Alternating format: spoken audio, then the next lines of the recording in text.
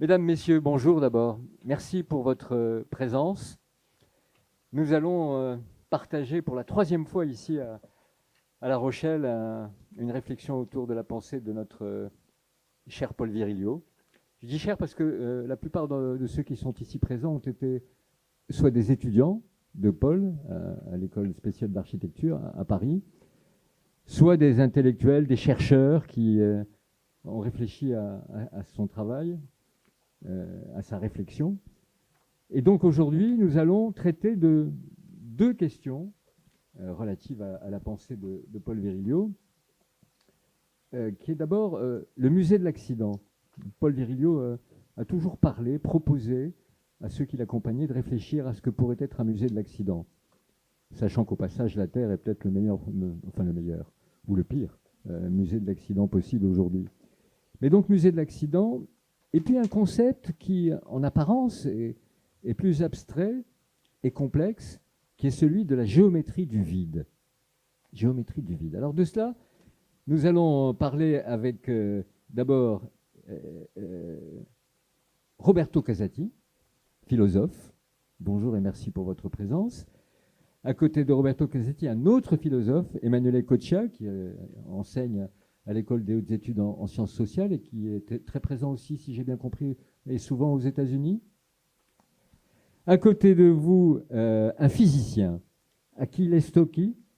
Alors vous êtes physicien, vous travaillez au CERN, vous êtes un spécialiste de physique nucléaire et vous dirigez un laboratoire qui traite de l'infini à Saclay.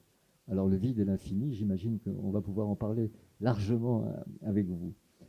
À côté de vous, un autre physicien, Michel Cassé, qui a longtemps été physicien au commissariat à l'énergie atomique. Et Michel Cassé s'intéresse aussi de très près à la physique quantique, ce qui lui ouvre en même temps de larges portes vers la poésie. Et Michel Cassé est peut-être l'un des tout meilleurs spécialistes de la poésie, notamment de Rimbaud. Hein. Oh, ne fais pas le modeste. Oui, tu connais vraiment bien la poésie. Et à côté de moi, Enki Bilal, que je remercie de sa présence, comme vous tous d'ailleurs. Enki Bilal, est-ce qu'on le présente? Parce qu'à peine était-il rentré ici, qu'il était déjà entouré de beaucoup d'entre vous qui voulaient le voir ou parler avec lui. Enki Bilal, c'est un artiste, c'est un dessinateur, c'est un peintre, c'est un réalisateur de grand talent, de très grand talent. Et c'est quelqu'un dont la vision, la pensée du monde est très proche finalement de celle de Paul Virilio.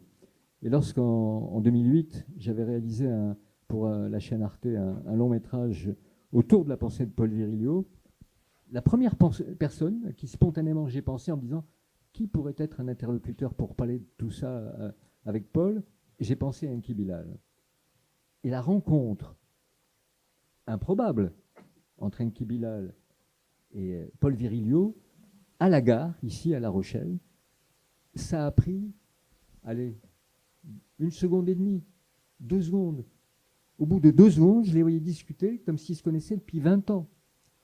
Et ce qui était magnifique, mais je pense que tu t'en souviens, c'est la jubilation de Paul Virilio, l'extraordinaire disponibilité immédiate et le plaisir, presque le jeu de l'échange et de la réflexion avec quelqu'un qui venait d'un univers différent du sien, mais qui partageait peut-être même l'essentiel. Ça t'avait pas frappé, ça, Enki? Ça m'avait frappé, oui, effectivement, parce que je crois bien que la première chose dont on est parlé, c'est de béton. Béton, c'est incroyable.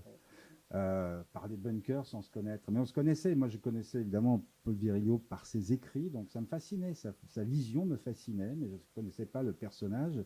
Et lui, il connaissait mon travail. Que toi, tu nous permettes de nous retrouver sur ce film, évidemment, c'était déjà quelque chose d'assez incroyable. Mais effectivement, il s'est passé un truc. Moi, je garderai toujours parce que j'étais très ému et très impressionné par lui.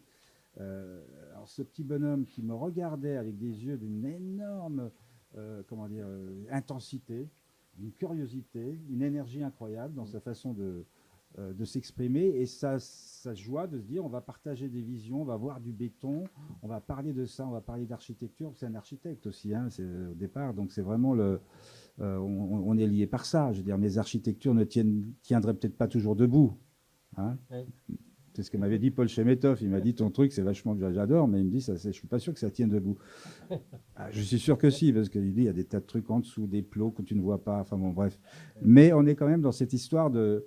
On est lié par quelque chose de visuel aussi. Hein. Il y a beaucoup d'abstraction dans les deux sujets qu'on va traiter. Je suis très heureux d'être ici avec des gens dont le travail me fascine parce que les sujets qu'ils abordent et qu'ils traitent me fascinent littéralement. Tout à l'heure, on a commencé à parler de trous noirs, de Big Bang. Enfin, il y a quand même une abstraction incroyable dans le monde d'aujourd'hui, dans la science. Et je pense, moi, je m'entends toujours bien avec les scientifiques, peut-être à cause de ça.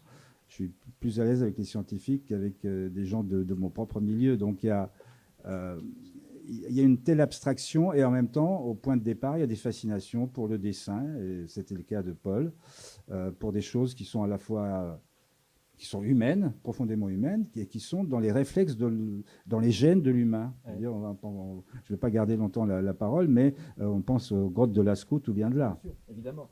Alors, tu viens de parler d'abstraction, on va commencer un peu avec ça. 2 mots simplement de la méthode. Nous ne sommes pas des mandarins, donc moi je vais poser quelques questions, mais ni des mandarines, tu as raison Michel. Et toutes vos questions sont évidemment les bienvenues. Il faut qu'on partage un peu cette réflexion. Moi j'ai des questions, vous en avez évidemment vous aussi. C'est grand, à partir de maintenant, c'est grand ouvert. Je disais l'abstraction. Géométrie du vide, quand on dit géométrie du vide, d'abord c'est assez beau, hein, c'est presque une licence. C'est un oxymore d'ailleurs. Oui, d'abord. Et puis c'est aussi un peu une licence poétique au fond, géométrie du vide. Mais j'ai envie, alors Virginie Segonne, architecte ici présente, qui a été une élève de Paul Virilio, ce matin m'a dit, regarde, j'ai trouvé un petit livre dans lequel il y a des choses que Paul a écrites et qui tournent autour de cette idée magnifique mais complexe de la géométrie du vide. Tu veux pas, s'il te plaît, Virginie, nous lire quelques extraits de ce livre qui sont magnifiques, quoi, qui sont du Paul Virilio pur jus. J'ai conscience que ce sont les mouvements de mon corps qui produisent et détruisent ce paysage des transparences. Un peu comme le voyageur du train voit bondir des arbres, les maisons, se courber les collines, par ma vitesse propre. La plus faible soit-elle, je forme et je déforme ces parcelles de vide, ces trouées, ces creux. C'est un jeu de construction que j'élabore sans accessoires, simplement en étant ici ou là. C'est magnifique. Non, je sais qu'il y a... Choisis-nous encore 1 ou 2 phrases, parce que ça, je trouve que ça installe très très bien la pensée de Paul autour de ces idées qui semblent abstraites et qui pourtant ne le sont pas.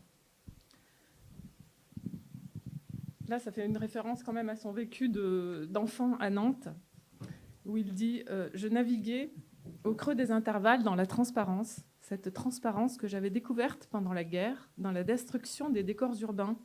Je m'apercevais maintenant que fragmentée, éclatée, elle subsistait dans la reconstruction et qu'il suffisait de vouloir pour voir. » C'est magnifique. Alors, ce que je vous propose, messieurs, si vous voulez bien, on va commencer par une sorte de petit tour de table de chacun d'entre vous, pour qu'au fond, vous nous disiez, philosophe, physicien, réalisateur, artiste, dessinateur, d'où vous nous parlez par rapport à la pensée de Paul Virilio. Alors, on va commencer avec vous, Roberto Casetti. Comment le philosophe que vous êtes réagit d'abord à cette idée, ce concept de géométrie du vide, et peut-être aussi à ce que vous venez d'entendre à l'instant? Bonjour. Donc, je suis philosophe, je dirige un centre de sciences cognitives à Paris et je suis intéressé aux représentations que l'esprit humain se forme de certains aspects de la réalité qui nous entoure, peut-être la réalité sociale, linguistique, mais aussi la réalité de notre environnement. Et notre environnement comprend des pleins et des creux. Je travaille un certain temps sous des creux, sous des absences. Est-ce que vous pourriez dire des intervalles? Des intervalles. Je ne pense pas que je m'inscris un faux contre l'idée que la géométrie du vide soit un oxymore. En fait, les trous en géométrie nous forment. On peut les mesurer, on peut les déplacer parfois. Et donc, on a le droit de les traiter aussi du point de vue géométrique. Alors, je ne suis pas du tout un spécialiste de Virilio, enfin, je suis un lecteur occasionnel. Je pense que Paul Virilio s'est occupé de beaucoup de choses. Moi, je m'occupe de beaucoup de choses, donc tôt ou tard, on va trouver quelque chose sur laquelle on pourra converger. Et pour moi, la pensée est vraiment importante, c'est la pensée de la limite. On s'arrête devant la mer, par exemple, on trouve une plage, et après on ne sait pas très bien quoi faire. Et comment se représente cette limite? Pourquoi on vit la plage, le littoral comme une limite? Une limite par rapport à quoi? Il y a quelque chose au-delà, il y a de la mer, mais la mer est-elle un objet? Et c'est ça le cœur de ma réflexion en ce moment, c'est des objets un peu étranges, énormes, liminaires, qui nous fascinent et pour lesquels on n'a pas vraiment, parfois, ni un nom, ni un concept suffisamment adéquat. Donc mais pour un philosophe, cette question de la limite, elle est très belle et elle aussi assez complexe. Où est la limite de la limite? Ben, la limite, si vous voulez, est intéressante pour un philosophe parce que nous nous intéressons aux concepts, nous essayons de comprendre comment on négocie nos concepts. On a des concepts qui sont là pour nous aider à négocier le monde. Enfin, il y a une foule devant moi, il y a un paysage, il y a des bateaux, il y a une industrie, etc. C'est tous des concepts. Et on doit les renégocier continuellement parce que les choses changent. Alors pour comprendre comment les concepts marchent, on va toujours chercher des cas limites, un peu comme on fait en mathématiques. Enfin, pour comprendre les fonctionnements d'une fonction, on va chercher les cas limites. C'est là qu'on comprend les comportements de la fonction. Et donc, la limite, pour les philosophes, est peut-être un objet, mais elle est aussi, surtout, méthodologique. Ah oui. On est à la recherche constante de la limite pour voir quelle est l'ossature, quel est l'échafaudage de notre structure conceptuelle. Emmanuel Coccia, qu'est-ce que vous diriez, vous? Philosophe, vous aussi, y compris de cette question des limites. Et d'ailleurs, tout à l'heure, on ne va pas faire semblant à table, je vous ai posé la question en vous demandant, au fond, là, il y a des physiciens autour de vous, des hommes qui ont une conscience des mathématiques, des choses extrêmement complexes qui peuvent s'écrire en équations. Qu'est-ce que ça apporte à la philosophie aujourd'hui, cette forme de pensée-là? Est-ce que ça intervient aussi sur la question des limites? Donc, bonjour, tout d'abord, je suis Emmanuel Coccia. Je dirais, vous m'avez posé 3 questions, j'essaie de répondre à chacune d'elles. Sur ce qui apporte la science, la philosophie, je dirais qu'en fait, la distinction entre les deux est très douteuse, dans le sens que ce sont 2 formes d'imagination et des connaissances du réel. Et pour des raisons historiques, ce qu'on appelle science aujourd'hui, c'est l'espace dans des discours de connaissances dans lesquels on arrive le mieux à imaginer et à toucher tout ce qui nous entoure et à poser la plupart des questions qui, dans l'Antiquité, en Grèce, par exemple, avaient été posées par des philosophes. Au fond, ce qu'on appelle philosophie, qui est un savoir très bizarre, un peu du tout. C'est un peu une très bonne définition de philosophie. J'étais en train de penser, c'est le musée de l'accident, c'est-à-dire une pseudo-tradition où tout se passe et tout, comment dire, est en train de redessiner une géométrie, mais à partir de rien de préexistant. Mais ce que je disais, c'est un savoir douteux parce que les mots philosophie signifient littéralement amateur. C'est une espèce de blague qui fait que face aux experts, ce qu'on appelait les sophistes en Grèce, il y a des gens qui revendiquent d'être juste des amateurs du savoir, en fait. Donc, mais cette espèce d'étrange forme de dilettantisme cognitif naît en se posant justement des questions sur lesquelles on ne peut qu'être des amateurs, c'est-à-dire la question sur le monde dans sa totalité, et ces genres de questions, aujourd'hui, sont beaucoup plus passionnément posées par des physiciens, des biologistes, des écologues, des chimistes, que par mes équivalents dans des facs de philosophie qui travaillent surtout sur une tradition assez stérile de livres, en Bien fait. sûr. Donc, donc de ce point de vue... Pardon, mais Roberto Casati parle, ça m'a frappé, ça m'intéresse beaucoup parce que ça nous rapproche beaucoup de Paul Virilio, la capacité que la philosophie peut avoir à se remettre très souvent et régulièrement en cause elle-même, de s'interroger sur les questions qu'elle pose.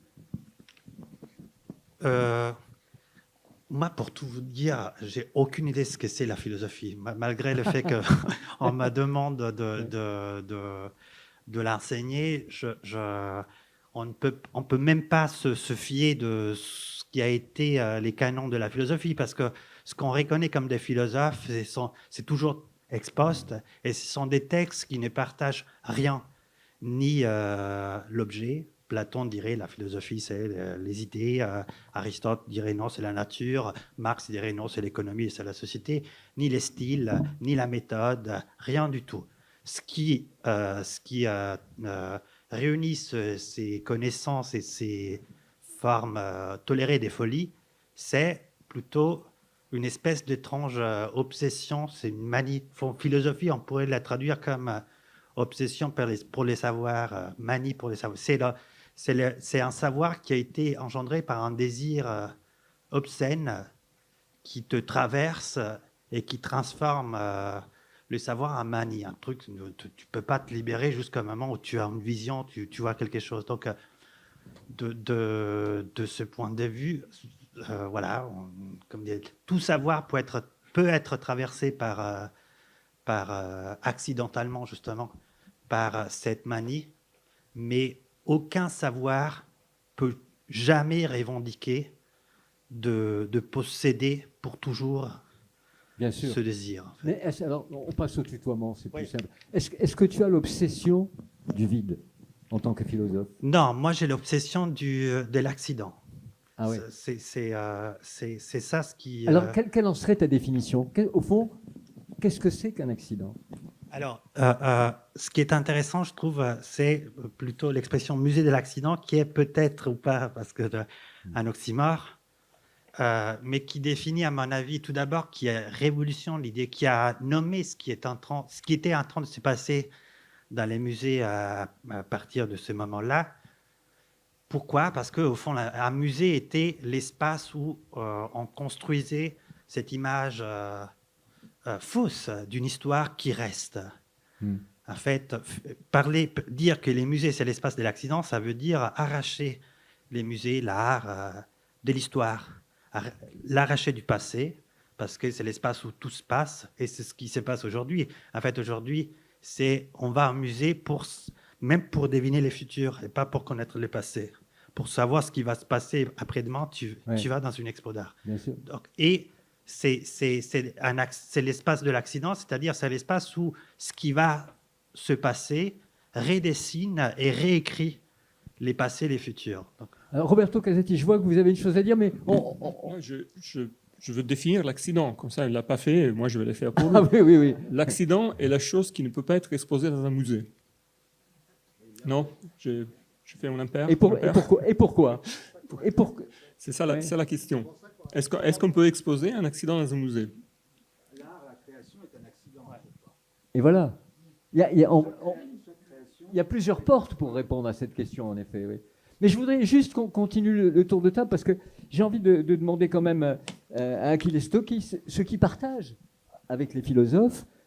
Et peut-être aussi, il est question de son obsession à lui, qui enseigne quand même, il dirige le laboratoire de l'infini à Saclay.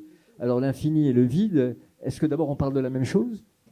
Oui, bon, tout d'abord, bonjour à tout le monde. Achilles Stock, effectivement, je suis physicien et j'ai travaillé dans ce qu'on appelle la physique des particules infiniment petit. Et pour reprendre ce que disaient tout à l'heure mes collègues philosophes, c'est oui, moi je peux me définir un obsédé du vide. Ah oui. Oui, ça c'est quelque chose qui m'a toujours obsédé.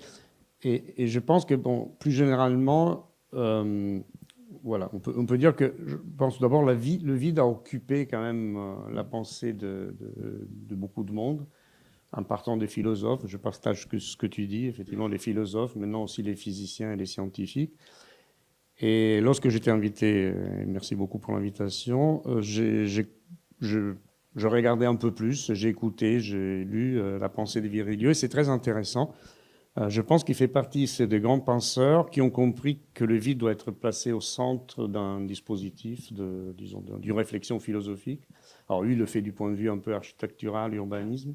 Mais je pense que, par exemple, dans un entretien que j'écoutais, il met des mots très intéressants, très importants, qui me parlent beaucoup. Par exemple, il parle de vide et plein, il parle de l'énergie du vide, il parle de vide-espace, il parle des 3 V, le vide et le mouvement, donc un peu la dromologie, et le vif. Donc ça, c'est très intéressant. Et le vide et l'interaction. Mais il parlait aussi, dans Voilà. ce que nous lisait Virginie tout à l'heure, il a parlé de l'intervalle. Est-ce que l'intervalle, ça relève du vide de la même façon que dans une phrase, pendant que je vous parle, entre chaque mot, il y a un petit espace. Est-ce que c'est cet espace-là qui va donner du sens à ce que je vais vous dire? Alors ça, c'est très intéressant, parce que après, pour moi, c'est toujours assez difficile, mais j'aime beaucoup. D'ailleurs, j'ai un peu une formation de philosophe raté, donc, et j'étais jeune. Et parce qu'effectivement, le vide... Alors, j'essaie de vous répondre en lançant peut-être quelque chose qui peut intéresser. Je pense que l'étude de la compréhension du vide, aujourd'hui, c'est un stimulateur incroyable de la connaissance de la nature. Vide matière et vide mouvement. Donc, je pense qu'en plus, les révolutions et les avancées, disons, scientifiques permettent de comprendre le vide et de le sonder à des dimensions qui ne peuvent pas être saisies par nos sens. Et les avancées technologiques nous permettent même d'étudier le vide. Et justement, voir ce qu'il y a dans le vide. Et la chose qui est la plus intéressante, et partiellement ça répond à ta question, c'est quand on explore ce monde qui est l'infiniment petit, qu'est-ce qu'on fait? On explore le vide et on voit effectivement que le vide est tout sauf vide. C'est-à-dire le vide comme quelque chose qui est absence de matière n'existe pas parce que justement le vide est plein d'interactions. Alors ça peut donner un sens philosophique au sens de l'intervalle, au sens des interactions, mais un sens physique profond qu'on teste, parce qu'à la fin, nous, ce qu'on essaie de faire, de tester sans arrogance, parce qu'après, on se remet toujours en question, on essaie de tester. Et ce qu'on a trouvé, c'est que le vide est plein d'interactions, et le vide bouillonne, le vide est plein de particules qui sont échangées, et c'est dans les vides que les choses se passent. Alors dis-moi. Tout est dans ça. C'est pour ça que le vide obsède les physiciens, Mais je parle aux physiciens quantiques, là. Oui. Nous venons de vivre, tous les uns et les autres, depuis quelques années, des événements qui ont montré à quel point l'interdépendance conditionne nos sociétés. Est-ce que le vide est facteur d'interdépendance? Moi, je dirais que oui, dans le sens que Alors, je peux donner un exemple, après, ça va être sujet à débat, mais si on voit, par exemple, on peut voir la matière, on pense que la matière est pleine. Mais si on regarde rien quelque chose de relativement simple aujourd'hui de nos yeux, c'est un atome qui est fait d'un noyau, et on a un peu ce modèle planétaire, tout le monde en tête, un noyau, un électron qui tourne autour. Aujourd'hui, si on le voit juste en termes de matière, c'est comme, je sais pas, une monnaie de 5 centimes dans un stade de foot, et tout le reste est vide. Mais ce vide-là est plein de matière et plein d'échanges d'autres particules. Donc, effectivement, l'univers est vide, mais il est plein d'interactions. Donc, tout est interconnecté. On sait très bien qu'il y a des paradoxes autour des échanges de la particule de lumière, etc., qui peuvent voyager sur des distances assez longues et véhiculer des messages. Donc, effectivement, la vision d'un vide, c'est ça qui est un peu paradoxal. C'était le vide ne peut pas...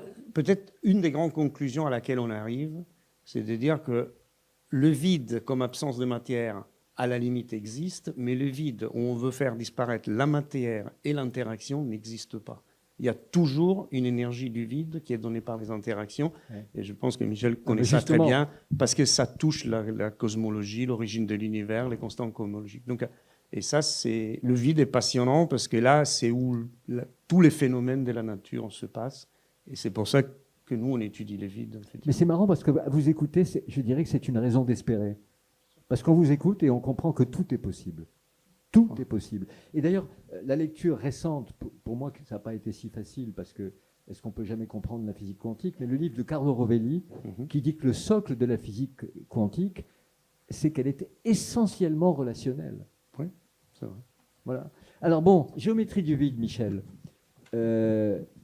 Bon, d'abord, je dirais... le problème pour moi, qui suis vraiment le candide de service, c'est que peut être la géométrie? Que vient faire la géométrie dans le vide? D'abord, je poserai un principe. Je parle pour ma caste. Mais tout le monde fait ça. Hein. Je suis un insecte volant et je parle pour ma secte. Donc, oui. Donc Paul est dans le désert de la foi. Nous, physiciens astro, les physiciens des particules, sommes dans le désert des équations. Quel est le sens de ce désert? Telle est la question. Le vide n'est pas identifiable au néant. Premier point. Le noir n'est pas l'absence. Il suffit de se cogner dans la nuit à une table pour réaliser que ce qu'on ne voit pas est susceptible d'exister. Bien sûr. Infini peut-être, il s'étend encore. Qui? Le poème? L'amour? Non, le vide. Le vide est un écarteur d'espace. C'est lui qui a mis en branle les galaxies. On ignorait l'existence de la force qui a opéré la diaspora des galaxies, qui a incité à l'expansion de l'univers, c'est-à-dire un écartement, comment le qualifierais-je? Oui, une diaspora, une fuite, ce qu'on appelle l'expansion de l'univers, qui est une dilatation de l'espace en réalité, de la trame de l'espace. L'écarteur d'espace, c'est le vide. Nous sommes entre deux vides. Le vide du commencement et le vide de la fin, qui n'est peut-être pas une fin, puisque nous faisons valoir que le mythe athée de l'éternel retour n'est pas impensable. Si le vide écarte, il existe une force antagoniste au vide, qui est la gravitation universelle de Newton, qui est l'attrait de la matière pour la matière. Donc il existe non pas une constante de la gravitation universelle, mais deux.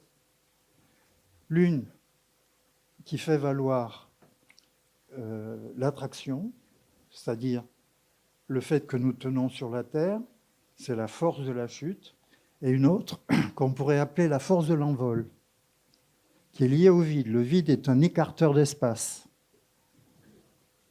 C'est lui qui met en branle l'expansion de l'univers, et c'est le père de la lumière.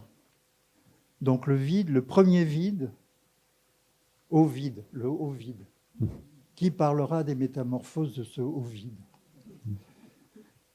Donc, le premier vide, qui a duré 10-32 secondes, qui est moins qu'un clin d'œil comparé à l'âge de l'univers,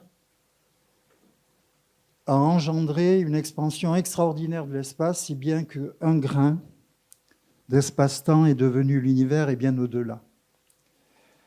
Et peut-être plusieurs univers. Donc là, nous sommes en train de nous demander s'il faut considérer l'univers comme une entité unique, monothéiste, ou s'il faut peut-être développer l'idée d'un plurivers qui serait la retranscription scientifique du polythéisme. Michel, je voudrais juste te poser une question. Comment un maître verrier, qui est devenu architecte, a pu avoir cette conscience de ce que tu viens de nous décrire? C'est-à-dire de considérer que le vide est créateur. Voilà. Tout ce dont vous avez parlé les uns et les autres, avec une convergence d'ailleurs que je trouve magnifique, parce qu'on dépasse les classifications habituelles. Ah, non, moi je suis... Attends, je t'interromps. Le vide est l'approximation, la meilleure approximation de Dieu en physique. Sauf que quantique, il est quantique, et il est synonyme de fluctuant. Qui voudrait d'un Dieu capricieux, sinon les gnostiques ou les manichéens? Mais que dis-tu de la pensée de... Oui, tu as raison. Mais que dis-tu de la pensée d'un Paul Virilio qui était a priori en dehors de ce champ de vision et de réflexion, et qui tout à coup, à travers ses écrits et sa pensée, et sur la vitesse, et sur le vide, et sur bien d'autres choses d'ailleurs, rejoint au fond vous tous. C'est quand même assez sidérant. Il a été inséminé. Il a été transpercé. Donc la nuit est du domaine des apparences, mais la virginité aussi.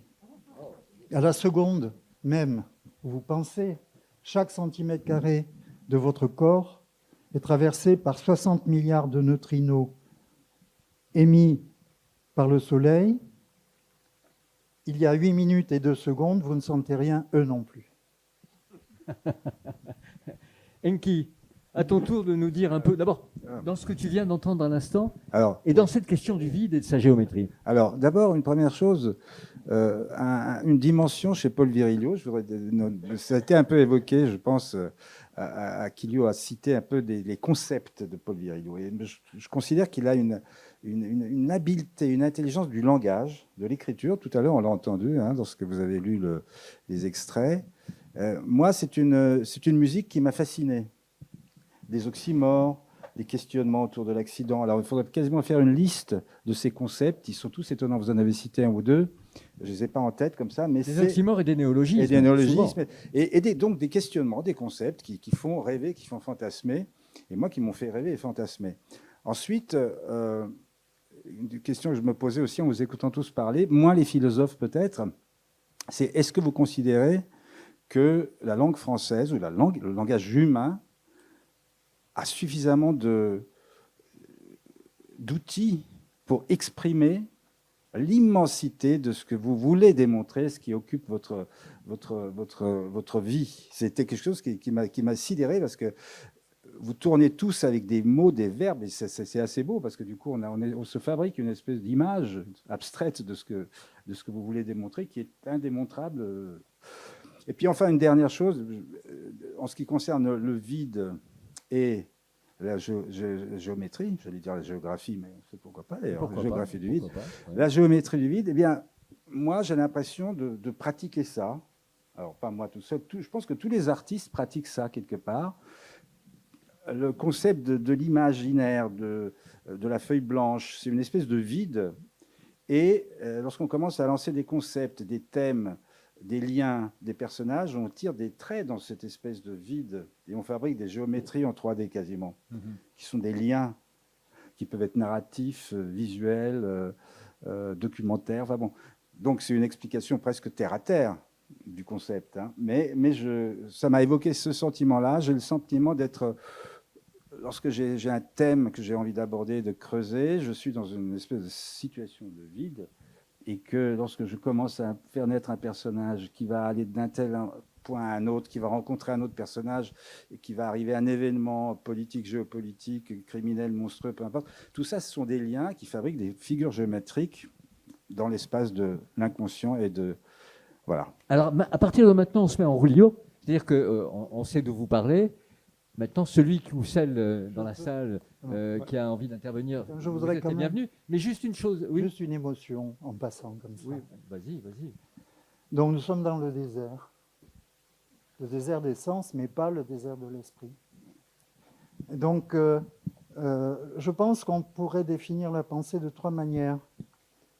La topologie ou la pensée de la taupe, qui consiste à opérer en profondeur. La pensée du chien qui cherche son os et on tombe sur l'os du vide. Le plus grand scandale de la physique, c'est la densité d'énergie du vide. On va en parler. Quand les physiciens quantiques se mêlent de calculer la quantité d'énergie par centimètre cube d'énergie de ce qu'on appelle le vide, mais qui en fait regorge de particules dites virtuelles qui sont aussi réelles que vous et moi, sauf qu'elles sont éphémères, on va en reparler, ils trouvent un résultat énorme, alors que les cosmologues qui mesurent l'expansion de l'univers trouvent un résultat minime. La densité d'énergie du vide, c'est 10-29 grammes par centimètre cube, c'est-à-dire négligeable. Et les physiciens des particules considèrent que le vide est surabondant. Donc c'est le plus grand scandale de la physique contemporaine. Disons qu'il y a quelque chose de pourri dans la physique. Mais oui. La troisième chose, donc le chien que nous sommes, je raisonne comme un chien. Je renifle, nous reniflons, nous tombons sur un os, l'os du vide. La troisième forme que nous allons partager, c'est la cartographie. Nous mettons tout à plat. Donc nous supprimons des dimensions de l'espace. Je voudrais revenir quand même à quelque chose de très important qu'a engagé Enki à l'instant, le verbe. Et j'aimerais aussi avoir le point de vue des philosophes là-dessus.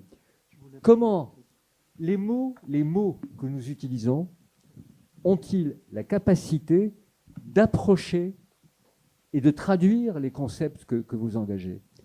Comment on fait aujourd'hui pour expliquer la physique quantique? Voilà. Mais je pense que, et après je vous laisse la parole, moi je pense que c'est effectivement quelque chose de très intéressant, et je répète, puisqu'on est en thème d'obsession, ça fait partie d'autres obsessions. Voilà, oui, bien sûr. Oui, parce qu'effectivement, si je parle comme physicien, effectivement, nous à la fin, on doit toujours essayer de se raccrocher à quelque chose qu'on peut d'abord souvent décrire de façon mathématique, et deuxièmement, aussi qu'on peut vérifier expérimentalement. Une fois de plus, sans arrogance, avec toute cette idée de falsifier ces théories et tout ça. Mais bon, ça, c'est notre ligne directrice. On fait ça. Mais en même temps, souvent, dans le monde des physiciens, il y a un renoncement à l'explication ou un renoncement à essayer de comprendre tout en disant, en ayant un satisfaisant de dire oui, mais c'est juste mathématiquement, oui, je fais une expérience qui me démontre que cela est correct. Et moi, je pense par contre, la capacité de pouvoir exprimer ça, de pouvoir le rendre compréhensible, c'est un effort qui est absolument nécessaire. Parce que, OK, notre cerveau n'est pas quantique, heureusement d'ailleurs, parce qu'on verrait des choses affreuses, ni relativiste, parce que vraiment on ne verrait pas les mêmes constantes, mais on a l'obligation de dire, voilà, on a une obligation vraiment d'essayer d'expliquer, de continuer, parce que si quelque chose, on n'arrive pas à l'expliquer, il se peut que ne soit pas juste. Oui, mais si ce renoncement dont tu parles existe, est-ce que c'est parce que c'est indicible? Et moi, je refuse que ce soit indicible, effectivement. Je refuse que ce soit indicible. Je refuse qu'on n'arrive pas à l'expliquer. Après, effectivement, on fait des analogies. Parfois, il faut faire attention, les analogies sont fausses. Il faut savoir dire pourquoi cette analogie est fausse, mais on ne peut pas se cantonner à chaque fois en disant « oui, mais c'est là, je peux te l'écrire en équation ». Alors, bien sûr, c'est magnifique lorsqu'on arrive à écrire sur une équation, dans une équation, parce que les mathématiques sont un langage. C'est un langage de codification de l'univers, mais il faut savoir mettre des mots sur les mathématiques, parce que autrement, moi je pense que si on n'arrive pas à expliquer, on n'a pas tout compris. Voilà, il faut ne pas renoncer à expliquer, et la langue française, elle est très bien pour ça, comme probablement toutes les autres langues, et elle est riche, et voilà, et puis voilà, et voilà. Mais là, je rentre dans un terrain très philosophique. Vous avez tout à l'heure, Roberto, posé la question des limites. Est-ce que le langage peut, dans certains cas, être une limite?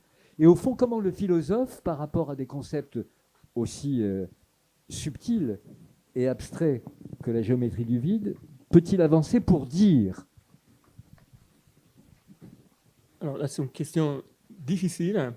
Du point de vue des sciences cognitives, il y a trois grandes théories, disons. Peut-être deux théories, dont une se divise en deux branches. Il y a une grande théorie qui dit qu'il y a autant de mots que de concepts. Et cela peut dépendre de deux facteurs. Soit les concepts dépendent des mots, soit les mots dépendent des concepts. Donc, la première théorie dit que vous avez par exemple beaucoup de concepts différents de neige ou des blancs parce que votre langue a un certain nombre de termes pour les blancs, pour les choses blanches. L'autre dit non, c'est l'inverse en fait. Si on peut parler de plusieurs types de blancs, c'est parce qu'on a déjà ces concepts qui sont déjà là, ce sont des concepts perceptifs. Ces deux théories disent essentiellement qu'il y a le même nombre de mots que des concepts.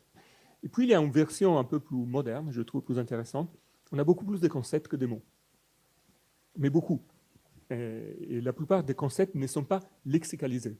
Donc il n'y a pas... C'est ça qui laisse espérer aussi pour la créativité humaine. On n'est pas borné par ce que le langage peut dire ou ce que vous pensez fait partie d'une espèce de répertoire lexical inné. Je regarde les verres sous cette table. Donc il y a 8 verres. 8 verres en plastique, je pense, je compte bien. Je le regarde et je forme un concept. Un octuplet, mais avec une certaine distribution. Il n'y a pas de nom pour ça. Je dois inventer un nom. Je dois peut-être créer une théorie. Je peux le faire. Enfin, mais... Après, pardon, mais ce que faisait oui, au passage sûr, très souvent Paul Virilio. Mais ça, c'est le point Il a important, inventé le mot. C'est totalement accidental, à un sens.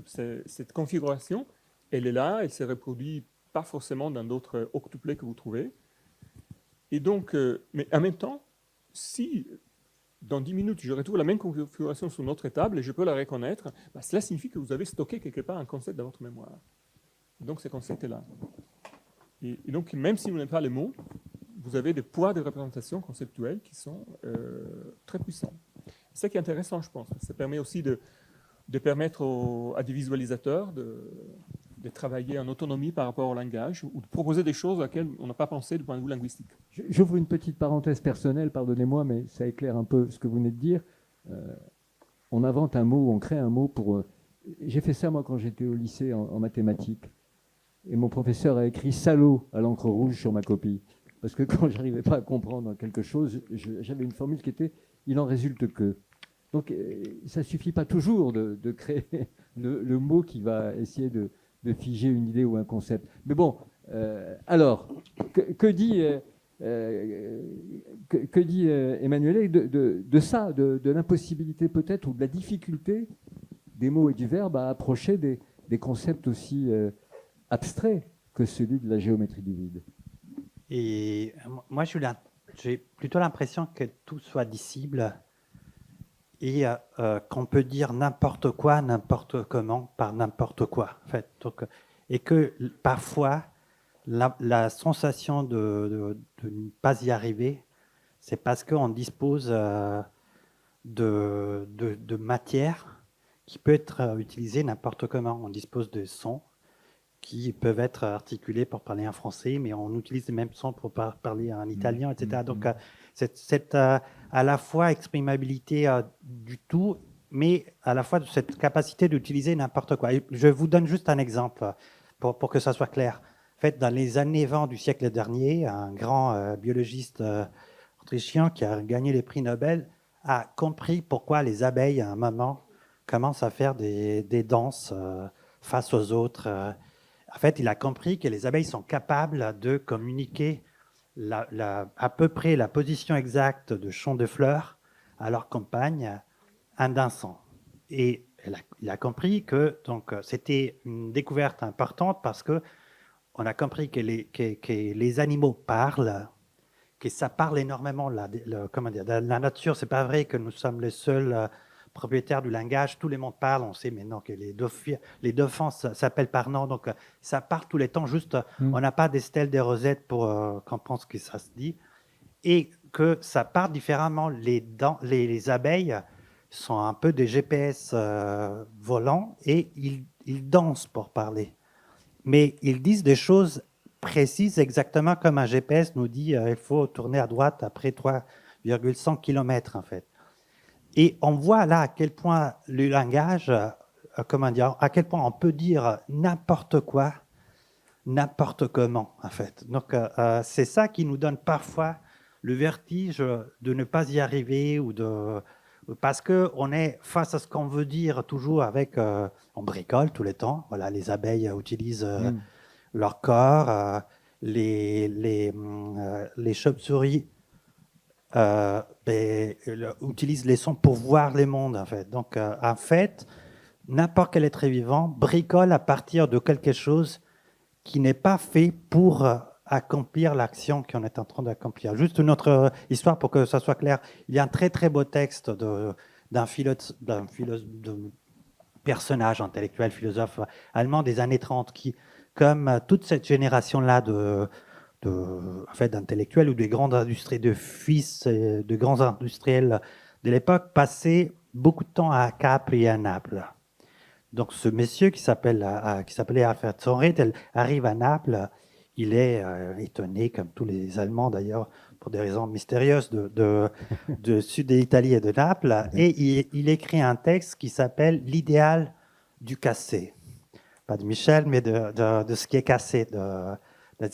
Et il dit, à Naples, les choses commencent à marcher lorsqu'ils sont cassés.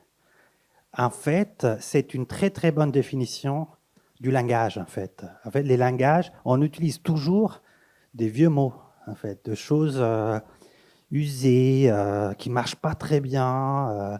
C'est comme si on devait, comment dire, faire de quilt avec des vieux morceaux de vêtements, des tissus. Et parler, c'est toujours avoir cette capacité de magique de recoudre des vieux mots pour dire quelque chose d'incroyable. Donc c'est pour ça qu'on a toujours l'impression que ça ne marchera pas, on ne va pas y arriver. Mais dessiner, c'est la même chose, j'imagine. Mais oui, parce que c'est comme ça que le langage marche. Il y a quelqu'un à qui j'ai envie de poser une question. Stéphane, je me tourne vers toi. On a la chance d'avoir comme complice un neurochirurgien. Et par rapport à ce que tu viens de dire, j'ai envie de te demander, par exemple en épigénétique, on considère que le milieu, là où nous vivons, peut influencer notre corps et peut-être même jusqu'à modifier notre propre ADN. Est-ce que tu dirais que les mots que nous utilisons peuvent aussi modifier notre cerveau, nos connexions neuronales et au fond, notre vision du monde? Bon, j'ai envie d'être très terre à terre pour commencer à répondre à ta question. Je dirais que depuis que j'ai exercé ce métier, j'ai été, et là je vais faire une analogie, j'ai été fasciné par la beauté de l'organe, la beauté du cerveau. Ça peut vous paraître bizarre, mais j'ai dans ma collection de photographies des images qui sont pas les miennes, ce sont les images de cerveau qui sont totalement sublimes. Et quand on regarde les photos de l'univers, même si elles sont intermédiées par des appareils très complexes, on est quand même frappé aussi par la beauté de l'univers.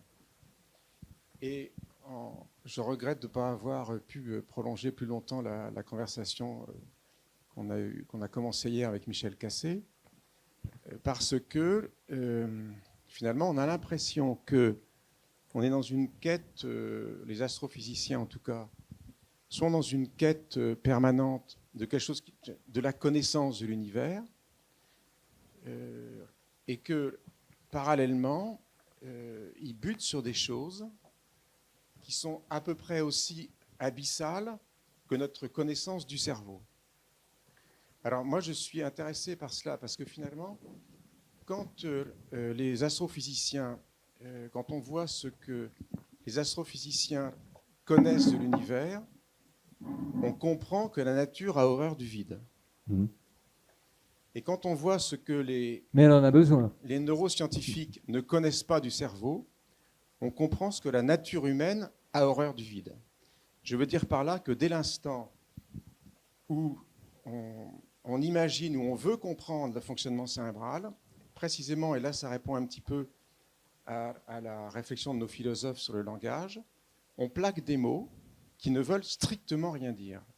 J'ai l'impression que le langage des astrophysiciens, que je ne comprendrai jamais, est honnête. Le langage des neuroscientifiques ne l'est pas. Par exemple, on voit s'allumer une région cérébrale quand on dénomme un objet, quand on regarde un dessin, quand on interprète l'expression d'un visage, et on dit, ah bah tiens, c'est la région temporale gauche, deuxième gyrus temporal, partie postérieure, qui s'allume, etc. Et on dit, c'est donc le cortex temporal gauche, en T2, qui traite l'information. Et ce qu'on avait dit hier avec Michel Cassé, derrière ce mot « traite l'information », on ne sait rien. Ça ne veut rien dire. Et je crois que là, précisément, on a une limite du langage qui curieusement se heurte plus à la méconnaissance du cerveau qu'à la méconnaissance de l'univers. J'ai l'impression que vous, les astrophysiciens, connaissez peut-être finalement un peu plus de cette chose que les neuroscientifiques de notre propre organe. Alors, est-ce que c'est faux? Je ne sais pas. En tout cas, je voudrais conclure par une seule phrase. Concernant la méconnaissance des fonctionnements cognitifs du cerveau, là, je vais parler sciences cognitives, il y a une chose qui est très intéressante précisément, c'est que comme on a du mal à les évaluer, on les quantifie. La vraie révolution numérique du monde, ce n'est pas du tout le fait qu'on soit bourré d'ordinateurs, c'est qu'on quantifie tout. On quantifie les comportements humains. Vous savez que Zuckerberg veut numériser la totalité des relations sociales, et ce qu'on disait hier. Un grand crétin. Hein, bon. Oui. Et cette quantification le problème, c'est que cette quantification à la fois de nos capacités cognitives, à la fois de nos comportements, est malgré tout très efficace. Et de ce fait, et là je pense que Paul Virilio a raison, cette efficacité est d'une très grande dangerosité. Parce que finalement, ça peut être un élément de pouvoir. Et donc ma conclusion, c'est qu'on sache très peu du cerveau, tant mieux. Mais ce qui est magnifique, pour prolonger ce que tu viens de dire quand même à propos des mots, c'est que la pensée et l'écriture de Paul Virilio nous ouvrent des perspectives qui conduisent aux questions que nous nous posons maintenant. C'est-à-dire ce qui veut dire quand même que finalement, l'écriture et les mots ont une très forte capacité de suggestion. C'est ça qui est magnifique. Et Enki, j'en reviens à toi, parce qu'on va parler aussi dans quelques instants, et quand vous voulez d'ailleurs, du musée de l'accident. Tout ce que tu fais depuis des années, tes créations, tes bandes dessinées, c'est le musée de l'accident.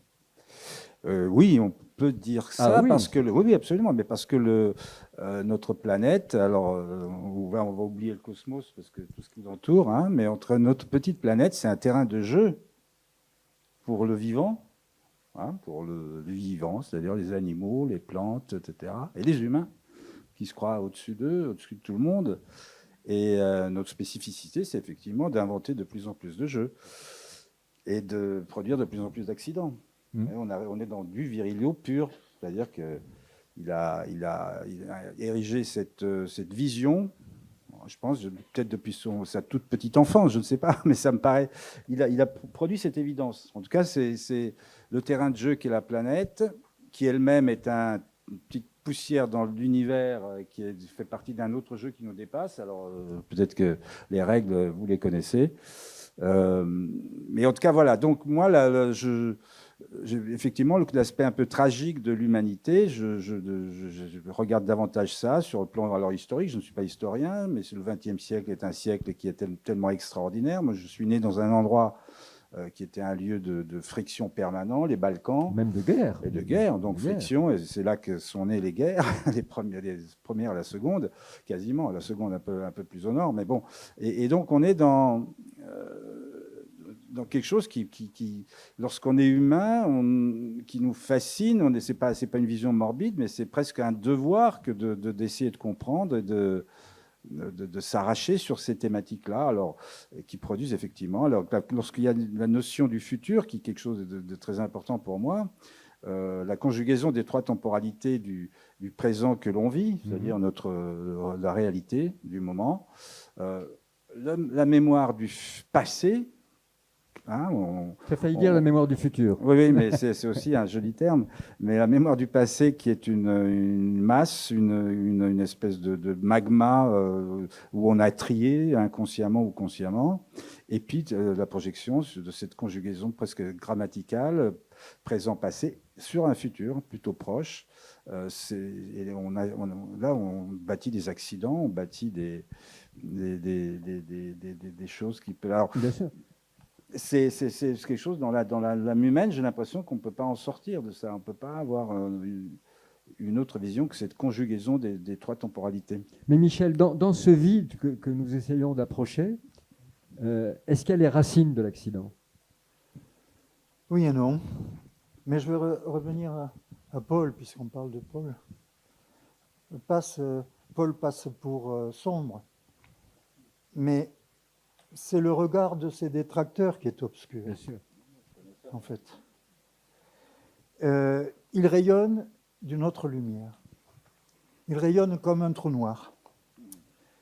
Je vais essayer d'exprimer justement le fait que le trou noir, qui est l'image de la mort dans le ciel, est en fait une résurrection. Il a été montré, en appliquant la physique quantique à l'objet qu'on appelle trou noir, qu'en fait, il n'est ni trou ni noir, il est gris sur les bords. Pourquoi? Parce que noir est trop précis pour être quantique. Ce qui existe absolument, le noir est absolu, n'existe absolument pas. Donc, la physique quantique se nourrit d'un principe... C'est pas bon pour Soulage, là, ce que tu viens de dire. Hein. Le noir absolu n'existe pas. Et ma conscience stellaire s'offusque quand on vend le noir. Le noir le plus noir, je pense à un certain Kapoor. Ah oui. Qui ose vendre Amish. Oui. Je m'insurge. Son noir n'est pas le plus noir. Le plus noir du monde, c'est le noir de la pupille. Et je projetais une exposition avec un ami d'Hervé, très grand ami, qui n'est pas là, qui devrait être là, qui s'appelle Marc Couturier. On devait projeter des pupilles. Projection de pupilles. Le noir n'est pas l'absence, le noir n'est pas le néant. Et donc, le trou noir brille parce qu'il s'évapore. Donc, il émet. Par ce qu'on appelle l'effet tunnel, qui est une transgression.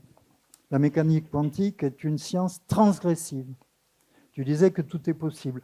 Tout est possible, sauf ce qui n'est pas conservé. Les lois de conservation. Il y a de l'éternité dans la science, il y a de l'absolu dans la science. La vitesse de la lumière est un absolu, indépassable. Et il y a des règles de conservation, la conservation de l'énergie. Donc, il y a de l'absolu. Attends, ça m'intéresse. Est-ce que pour des physiciens, la certitude est une possibilité? Est-ce qu'on peut dire de façon aujourd'hui formelle que la vitesse de la lumière ne peut pas être dépassée? Est-ce qu'on peut le démontrer? Non, c'est pas vrai. Elle peut être dépassée. Dans le milieu. Juste un point. L'expansion de l'univers est supraluminique. Je veux dire, quand on observe, ou plutôt quand on étudie en détail la relativité générale et qu'on fasse l'effort de bien la distinguer de la relativité restreinte. La relativité générale est une théorie de la gravitation. La relativité restreinte est une théorie du mouvement. L'expansion de l'univers ne peut pas être confondue avec la transmission d'un message. Donc la vitesse de la lumière est indépassable pour la transmission d'un message, mais l'expansion de l'espace peut être supraluminique. Donc pour de bon, Achille, tout est possible, y compris de dépasser certaines vitesses. Oui. Après, je voulais justement reprendre deux choses. Une qui a été dit tout à l'heure, et peut-être je m'attaque d'abord à une chose que tu viens de dire sur les incertitudes. Je pense que peut-être quelque chose qui est... Bon, ça vaut la peine d'être souligné là, parce qu'après, c'est très lié au concept du vide. Et d'ailleurs, on en trouve des bribes dans le discours de Paul Virilio. Finalement, comment on a fait évoluer ce concept de vide? Parce qu'à un moment donné, ça a été dit, le grand problème que les philosophes et après les physiciens ont eu, c'est de dire le vide ne peut pas exister, parce que s'il y a le vide, on ne comprend pas le mouvement. C'est-à-dire comment quelque chose peut bouger s'il y a le vide. Hein? Natura aborret vacuum, la nature a horreur du vide. Et là, bon, Aristote, bon, c'est un peu ancien Aristote, hein, mais même des grands penseurs, Descartes après. Descartes avait commencé à dire peut-être il y a un éther, hein, peut-être il y a des subtiles matières, mais qui n'est pas de la matière, etc. Donc, toutes ces intuitions-là, effectivement, aujourd'hui, finalement, ils ont un fondement. Quand on dit que le vide, la nature a horreur du vide, mais c'est le vide est plein, comment on y arrive? On arrive par un vrai concept qui est le concept d'incertitude. Et c'est ça qui est très beau. La mécanique quantique, et Michel vient de le dire, est basée sur l'incertitude. Bon, toi, tu le reliais aussi à des questions religieuses, ça peut aussi faire... Non, ça peut... Mais c'est vrai, hein, voilà, un Dieu fluctuant. Voilà. Mais effectivement, et ça, c'était fondamental, parce que si on peut résumer la mécanique quantique, on peut la résumer avec quelque chose qui est appelé le principe d'Heisenberg, c'est-à-dire, nous, on dit qu'il y a des quantités qui doivent être conservées.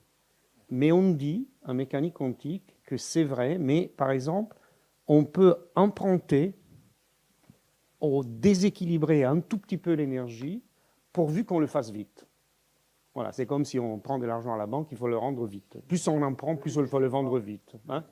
Le vide est une banque. Voilà, c'est pas bien, j'aime pas la finance, mais bon, le vide est une banque. Bon, écoute, et puis on n'emprunte pas beaucoup d'argent. Bon. Mais voilà, nous, on est des petits joueurs. Mais c'est vrai, c'est un vrai concept de mécanique quantique. C'est-à-dire, on peut faire fluctuer l'énergie pourvu qu'on rend au vide rapidement la quantité d'énergie qu'on a empruntée. Alors, pourquoi ça a une conséquence fondamentale? Parce que par une autre loi qui se résume dans une équation magnifique que tout le monde connaît, même on écrit E égale mc carré, je veux dire, l'énergie est la masse. D'accord? Bon, la masse est une sorte de forme privilégiée d'énergie, c'est un gros mot d'énergie, hein, parce que C carré est très grand, une petite masse fait une énergie faramineuse. Bon, de là les accidents d'ailleurs.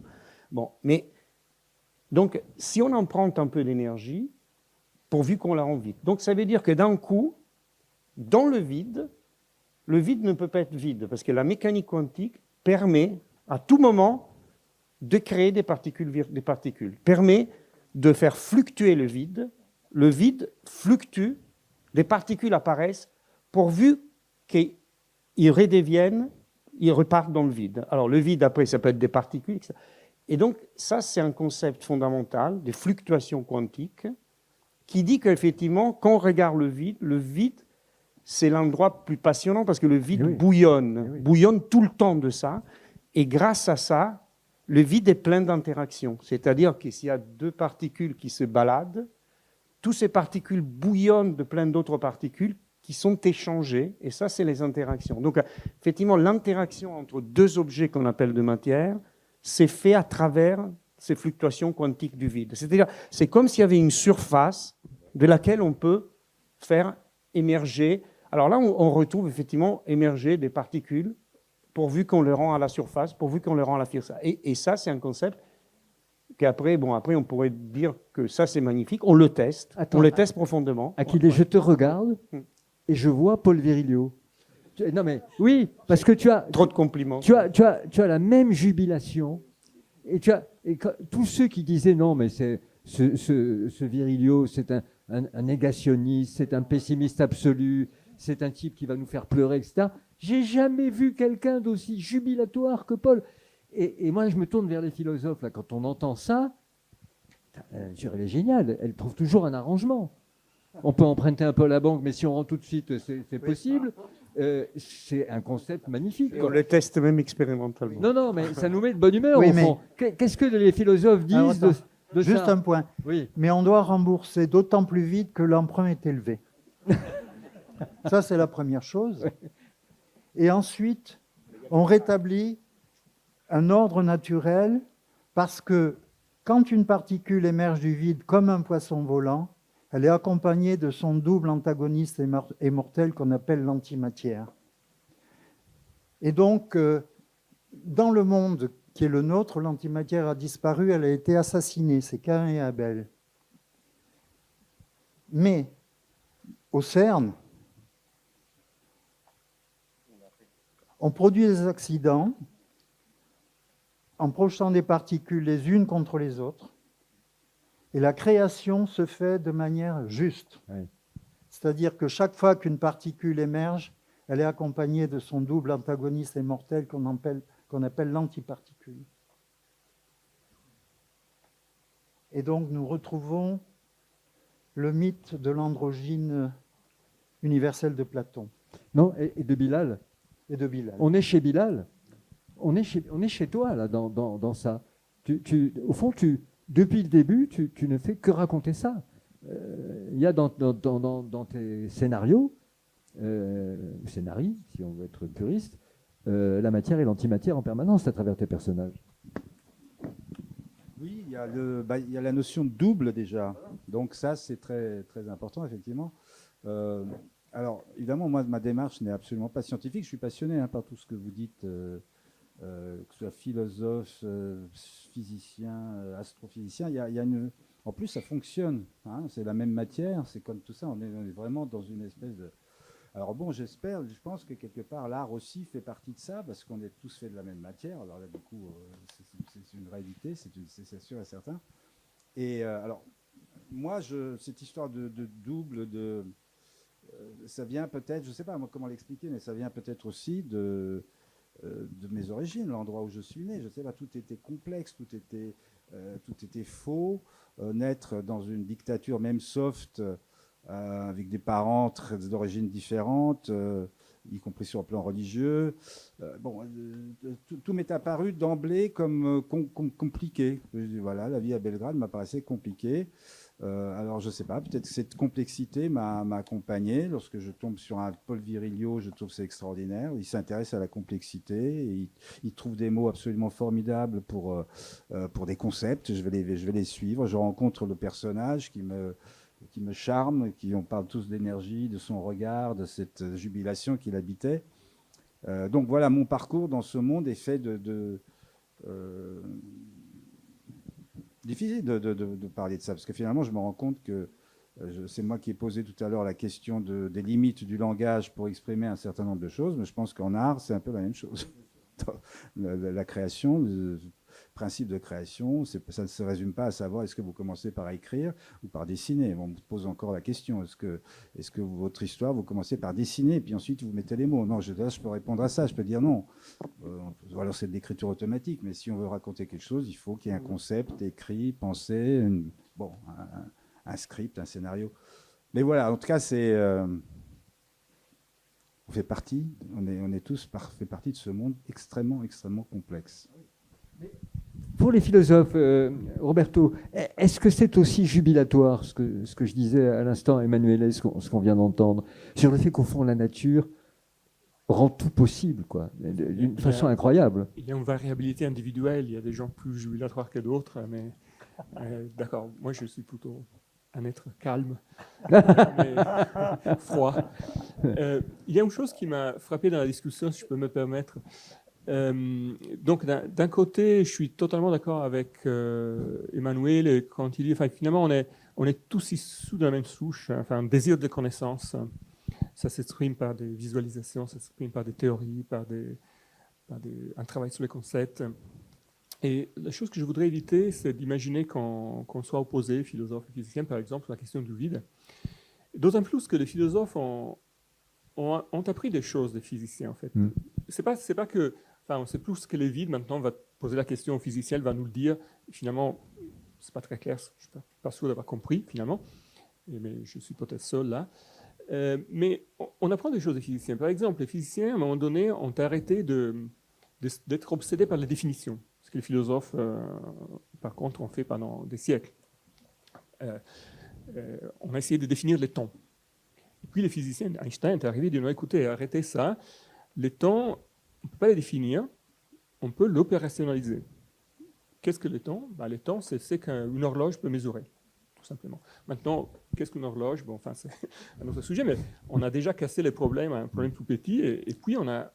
Finalement, la chose s'est mise en marche, parce que maintenant, il fallait trouver la façon de faire dialoguer entre elles deux horloges à distances différentes. Enfin, la théorie de la relativité est issue d'une réflexion sur les horloges et sur la simultanéité. Alors, la question qui m'intéresse pour les vides, enfin, comment pouvons-nous opérationnaliser les vides sans chercher une définition? Il faut voir différents contextes dans lesquels les vides deviennent importants. Et là, je vais amener des images, mais bon, je peux les décrire très simplement. Une image dans laquelle j'ai pris une photo de ma fille. On est arrivé à la fin d'un long voyage aux États-Unis. On se retrouve à Big Sur, en Californie, devant l'océan. On descend de la voiture. On va sur la plage et ma fille, tout d'un coup, elle avait 8 ans, elle comprend que là, c'était la fin du voyage. On ne pouvait pas aller plus loin que ça, parce que l'océan Pacifique. Enfin, elle s'est fâchée. Elle a pris un bâton. Elle a commencé à frapper l'océan avec toutes ses forces pendant une demi-heure. Nous, on ne savait pas quoi faire. Et c'est une chose que Xerxès a fait en 480 avant Jésus-Christ. Il a fait frapper, il a fait fustiger les Dardanelles parce qu'ils avaient cassé un pont de bateau qu'il avait construit pendant des jours et des jours. Et donc là, les vides, c'est une impossibilité de mouvement, par exemple. En fait, c'est une impossibilité pour ma fille, pas pour les bateaux. La compagnie Delmas, là, avait des concurrents, et là, il y a un texte magnifique qui reprend une publicité de Merrill Lynch, qui était un des concurrents de Delmas, qui a fait une publicité avec juste la mer, un horizon vide, et puis c'est écrit for us, this does not exist. Pour nous, ça n'existait pas. Donc, du coup, ce qui était une impossibilité pour ma fille devient quelque chose que la compagnie des cargos anéantit. C'était totalement anéanti. La mer, la limite de la plage n'existait pas. En fait, vous pouvez comprendre ça. Vous endormez à Naples sur un cargo et vous vous réveillez à Gênes. Vous endormez à Gênes, vous vous réveillez à Buenos Aires, et ainsi de suite. Et ce qui se passe, c'est que vous avez dormi tout le temps, en fait.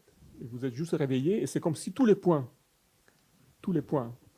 des côtes de la planète soient en contact l'un avec l'autre.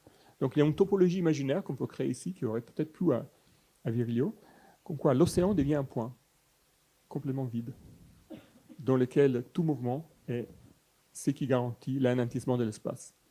Alors, cela pour dire qu'on a le droit d'être peut-être un peu poétique en tant que philosophe, bien sûr, oui. Mais que la notion de vide dépend beaucoup de l'usager. Et il y a beaucoup d'usagers différents ici.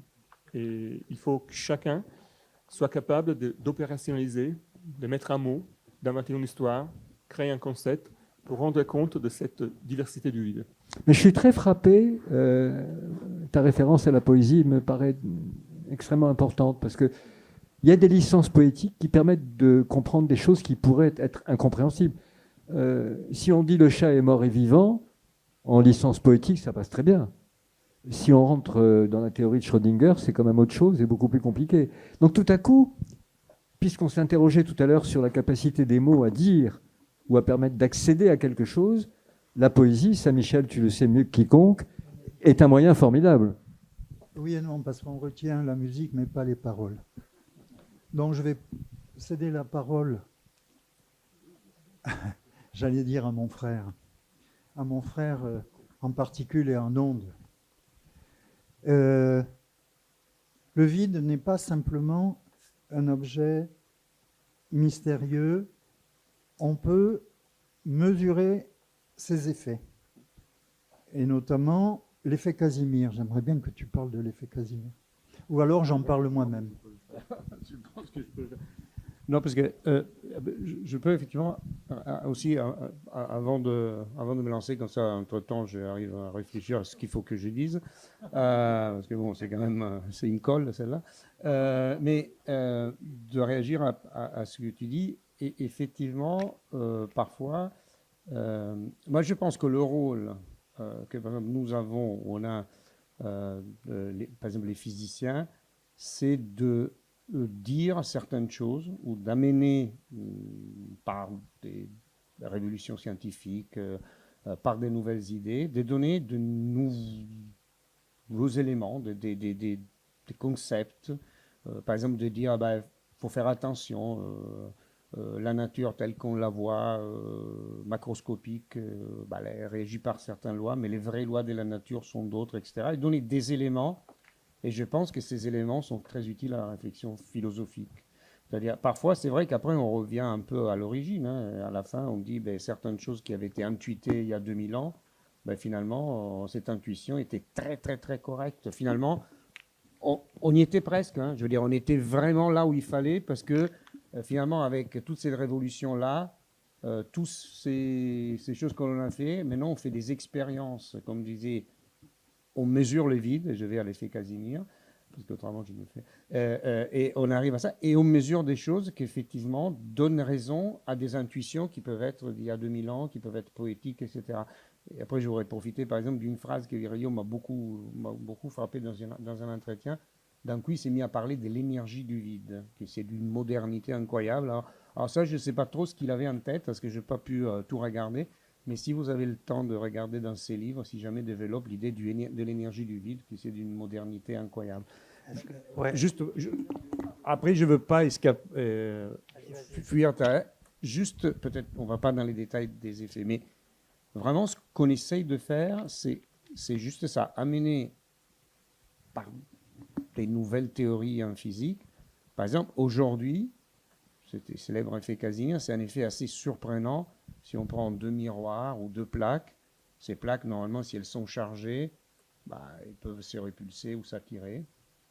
Et aujourd'hui, on met des choses parfaitement neutres, mais par l'effet du fait qu'entre les deux plaques, les vides, la théorie nous dit qu'entre les deux plaques, le vide n'est pas vide, mais c'est justement ce qu'on décrit. Ça bouillonne de ces particules qui sont échangées. Et il y a une prédiction qui dit que si cette chose-là est vraie, effectivement, on doit avoir même une petite attraction de ces deux plaques, petites, mais exactement prédites. Il faut que ça soit ça. On fait l'expérience et on voit ça. Et c'est ça qui dit, OK, mais là, on a trouvé quelque chose. Là, l'expérience nous confirme que le vide entre deux plaques n'est pas vide, mais il est chargé. Il est chargé parce que ces particules qui circulent sont chargées et ça crée une espèce de ce qu'on appelle la polarisation du vide. Ça crée une charge entre les plaques qui fait que ces plaques bougent tout en étant parfaitement neutres. Et donc, d'une certaine manière, le vide tel qu'on le pense existe et il est peuplé de ces particules-là. C'est ça que nous, après, on dit, nous-mêmes, à la limite, après, on aime faire de la réflexion derrière, mais ce que j'aime bien de dire, on vous donne ça à manger. Je veux dire, c'est ça. Il faut penser les choses différemment parce que ces choses-là existent. Voilà. Je suis frappé par l'esthétique de tout ce que vous nous dites. C'est-à-dire que la beauté du système, c'est magnifique. Ce que tu viens de dire là sur les deux plaques et l'existence, la vérité du vide, quoi. Qu'est-ce que tu en dis, Emmanuel, de tout ça, au fond? Et au fond, quand je disais c'est jubilatoire, est-ce que toi aussi, tu jubiles ou pas? Oui, je parlais de manie, d'obsession. Donc, qu'est-ce qu'il y a de plus jubilatoire d'une manie ou d'une obsession? Je voulais juste revenir sur ce que Akil a dit au début. En fait, je voudrais souligner que dès qu'on commence à parler et à essayer de comprendre quelque chose, on cesse d'être physicien, philosophe, chimiste, biologiste. On est, comment dire, des sauvages face à une planète qu'on vient de découvrir. En fait, à chaque fois qu'on veut connaître quelque chose, on est un peu comme Adam et Ève, selon les mythes chrétiens ou juifs, qui doivent essayer de nommer une réalité qu'ils n'ont jamais dont ils n'ont jamais fait l'expérience, en fait. Donc, la connaissance, c'est la tentative, c'est pour ça qu'elle est aussi jubilatoire, parce que c'est la tentative de se mettre dans cette position-là, la position des yeux qui sont ouverts pour la première fois face au monde. Et dans cette position-là, cette distinction entre les titres, j'ai une licence, une maîtrise, ou je suis physicien, c'est ridicule, en fait, ça n'existe pas. En fait, donc, et il faut bien la distinction entre art et science, ça n'existe pas, en fait, au fond. Quand on essaye de nommer, de baptiser ce qui nous traverse.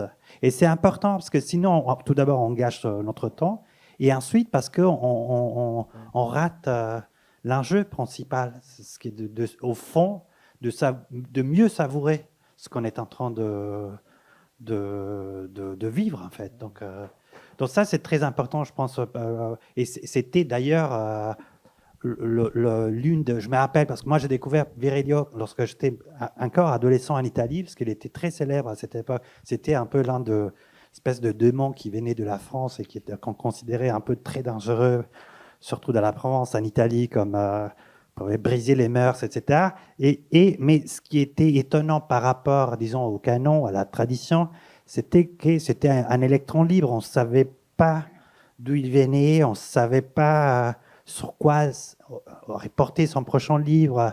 En fait, et c'est ça ce qui fait la beauté, la force d'un artiste, d'un intellectuel, d'un physicien, en fait, cette capacité de surprendre, donc, cette capacité de faire surgir des accidents qui ne peuvent pas, au fond, parce que tu m'as demandé la définition d'accident. J'en sais rien, mais d'un point de vue historique, accident, c'est un mot inventé par les latins du Moyen-Âge, qui traduisait un autre mot grec, mais peu importe. Mais l'idée était ce qui ne peut être reconduit à une substance, donc à une essence, à une identité. L'accident, c'est ce qui dépasse toute forme de solidité, de stabilité et d'identité, en fait. Et du coup, l'idée de musée d'accident, elle est belle parce qu'elle nous dit un musée, ça doit être l'exact opposé de ce qu'on normalement on a fait. Donc, c'est l'espace où c'est l'imprévisible, les non-identitaires, les non-substantiels qui émergent. Et la vie, la planète, c'est ce que, pour répondre à ta dernière question, ce qui est très beau de ce que Achille nous a raconté, c'est que en fait, donc, si le vide est cette substance originaire qui permet aussi d'espacer le monde, c'est cette force qui permet à chaque fois l'émergence de quelque chose qui nous arrache d'un passé et d'une identité. C'est ça l'accident. Et c'est ça qui fait que la vie est magnifique, en fait, qu'il faut la vivre, il faut se laisser traverser par tous ces accidents. Mais je suis très frappé, là, vous écoutez tous depuis le début, de la présence de la beauté dans vos propos. Et de l'esthétique, oui. Ce que je vous propose, on fait une petite pause pour que vous puissiez les uns et les autres vous détendre, marcher un peu, boire un verre, et on se retrouve après. Mais on reviendra un peu sur l'accident. On n'a peut-être pas suffisamment exploré ce musée de l'accident qui est le projet de Paul. Et puis surtout, vos questions. J'aimerais que cette deuxième partie, on la partage pour de bon et que vous n'hésitiez pas, compte tenu de ce que vous avez entendu maintenant, à poser toutes les questions. On a quand même la chance d'avoir des gens et magnifique contribution italienne au passage, hein, avec le charme de l'accent en plus, en prime. C'est charmant. Bon, on fait une petite pause, on se retrouve après et vous y allez à fond. Merci beaucoup.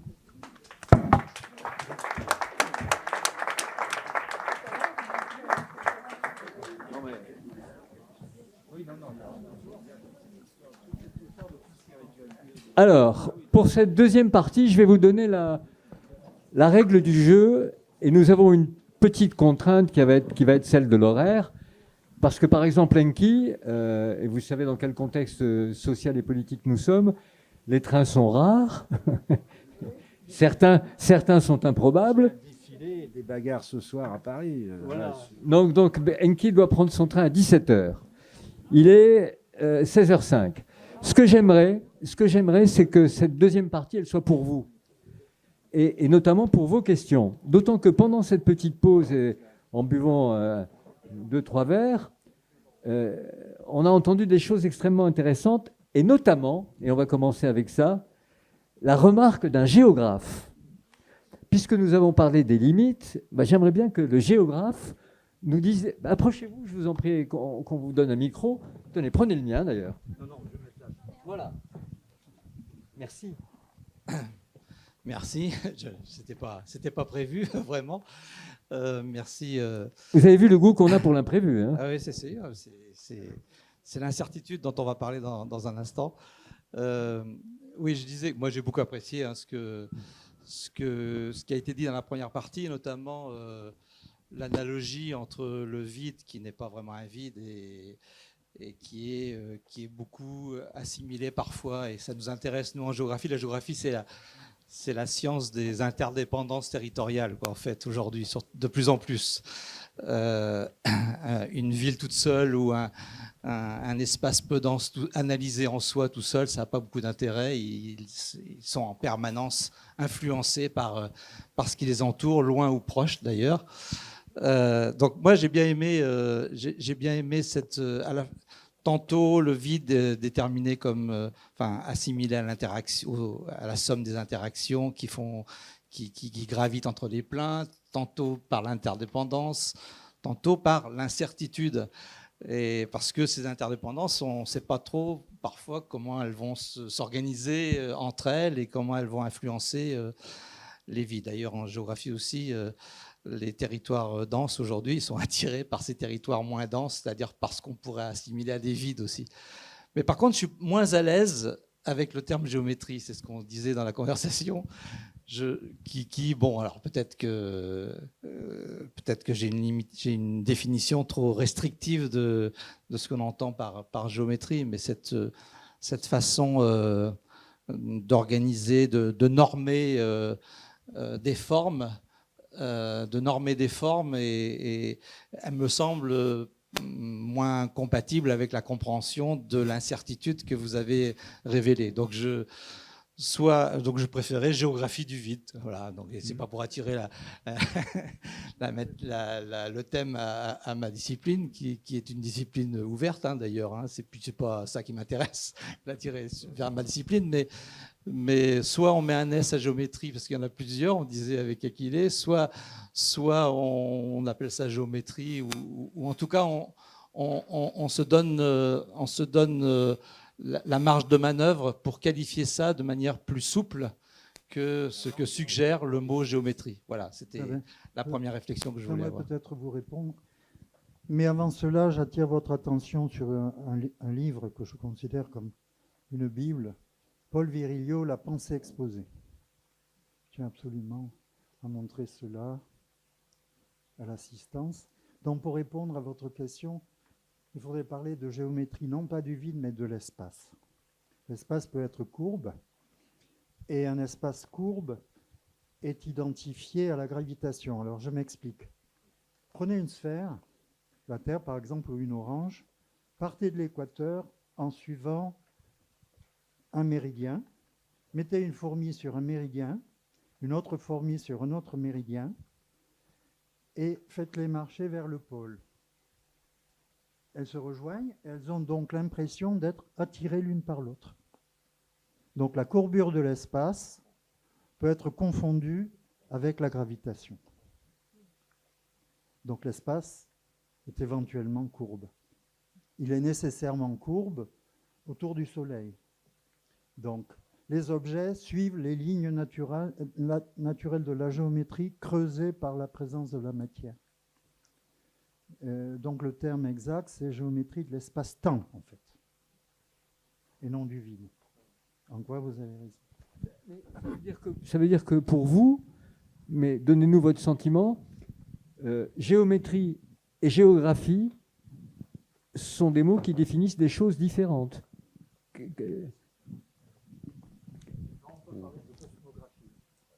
Alors, cosmographie, c'est mieux. Ben, je ne sais pas, dites-moi, qu'est-ce que tu en penses? Je m'élance, mais ouais. On a eu l'occasion de discuter un peu, donc bien sûr, depuis, je réfléchis, comme ça, je ne suis pas à froid. Voilà. Non, mais c'est vrai que voilà, on se trouve un peu dans une situation où moi aussi, je préférerais géographie. Mais après, puisque les organisateurs ont dit géométrie, il faut essayer de défendre quand même un peu pour être des bons invités quand même. Donc voilà, finalement, on a trouvé la bonne solution avec un S. Je pense que c'est... Ouais, c'est toi-même, tu l'as trouvé. Je pense que c'est une bonne solution parce que pour moi, géographie... Alors pourquoi géométrie? Ça peut être... Alors à part ce que dit Michel qui est très correct... sur la géométrie de l'espace-temps, sur les courbures, etc. Mais je pense que géométrie a aussi une certaine...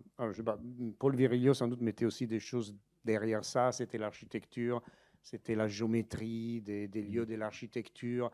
Et il parlait de l'interaction, les vides entre les espaces architecturaux, ça crée une géométrie. Et donc, finalement, le vide donne la géométrie de l'espace. Donc voilà, il donnait, c'est ça que j'aimais chez Paul Virilio, qui met le vide au centre de la réflexion. Et donc finalement, voilà, le vide est prédominant. Voilà, il y a quelques matières, quelques bâtiments, mais tout est fait par le vide et qui a une certaine géométrie. Et il faut étudier la géométrie du vide si on veut créer un bel espace architectural. C'est comme ça que j'interprète moi la pensée de Virilio. Maintenant, si j'essaie de la relier à la physique, je dirais qu'effectivement, dans le vide, il y a des géométries, dans le sens que toutes ces choses un peu complexes qu'on a décrites, c'est-à-dire la création de ces particules virtuelles qui émergent, qui fluctuent, etc.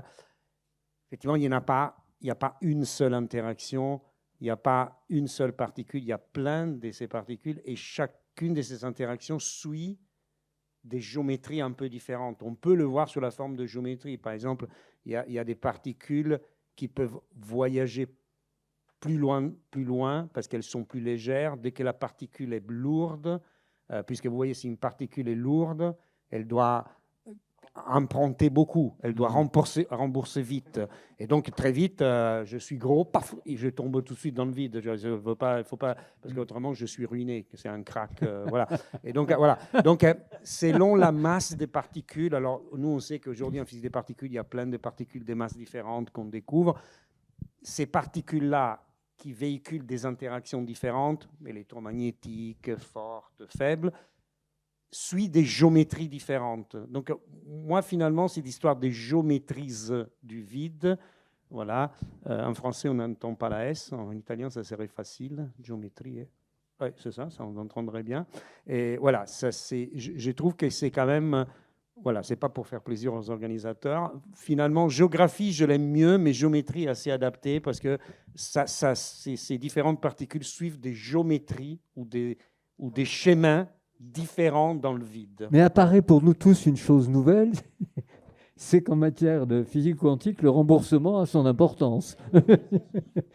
Bon, Enki, ça m'intéresse parce que géographie ou géométrie, toi, tu es quand même toujours dans le cadre de ce que tu dessines, de ta bande dessinée, dans le cadre de ton cadre quand tu fais du cinéma. Et donc, tu serais quoi, plus dans la géographie ou dans la géométrie? Et même tes histoires, d'ailleurs, ont-elles une géométrie, ont-elles une géographie? Comment tu qualifierais ce que tu fais? Il faut échapper déjà au terme de géographie, sens premier du terme, à savoir une planète avec la répartition des lieux, nommés, etc.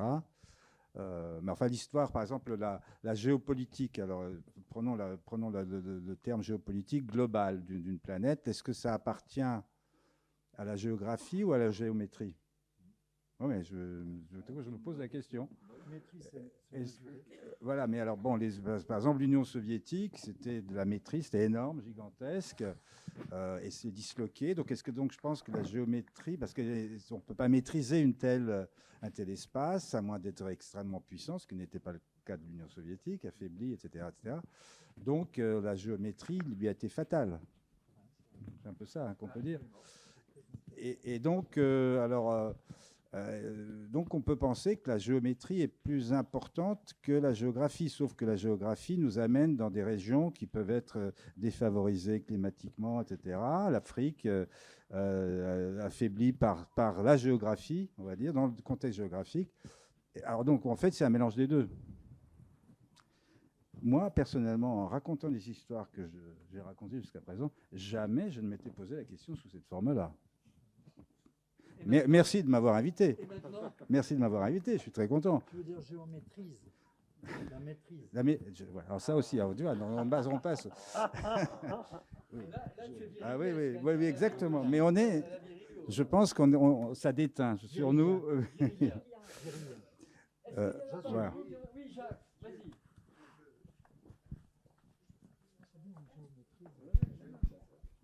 Spécialité que je n'ai peut-être pas d'être un casse-pied ou d'être à contre-pied. En vous écoutant, j'ai eu l'impression qu'on n'était pas très respectueux à l'égard du vide. Et que, au contraire, moi j'ai l'impression que c'est tout le contraire. Je vais vous dire pourquoi. Oui, parce que le vide, il a une fonction. Il a une fonction, c'est rester vide. Une fonction.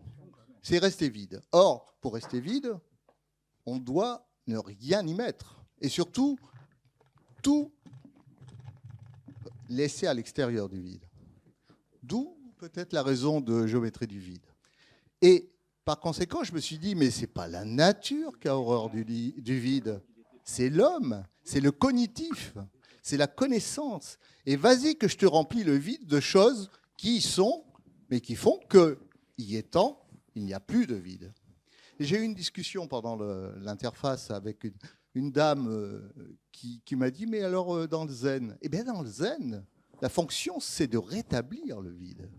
Et de le rétablir comme non plat, avec rien. C'est une zone de méconnaissance. Donc je vous accuse, tous savants et merveilleux que vous êtes, puisque c'est grâce à vous qu'on a pu entendre des choses extraordinaire, d'être irrespectueux à l'égard et du vide et de la méconnaissance.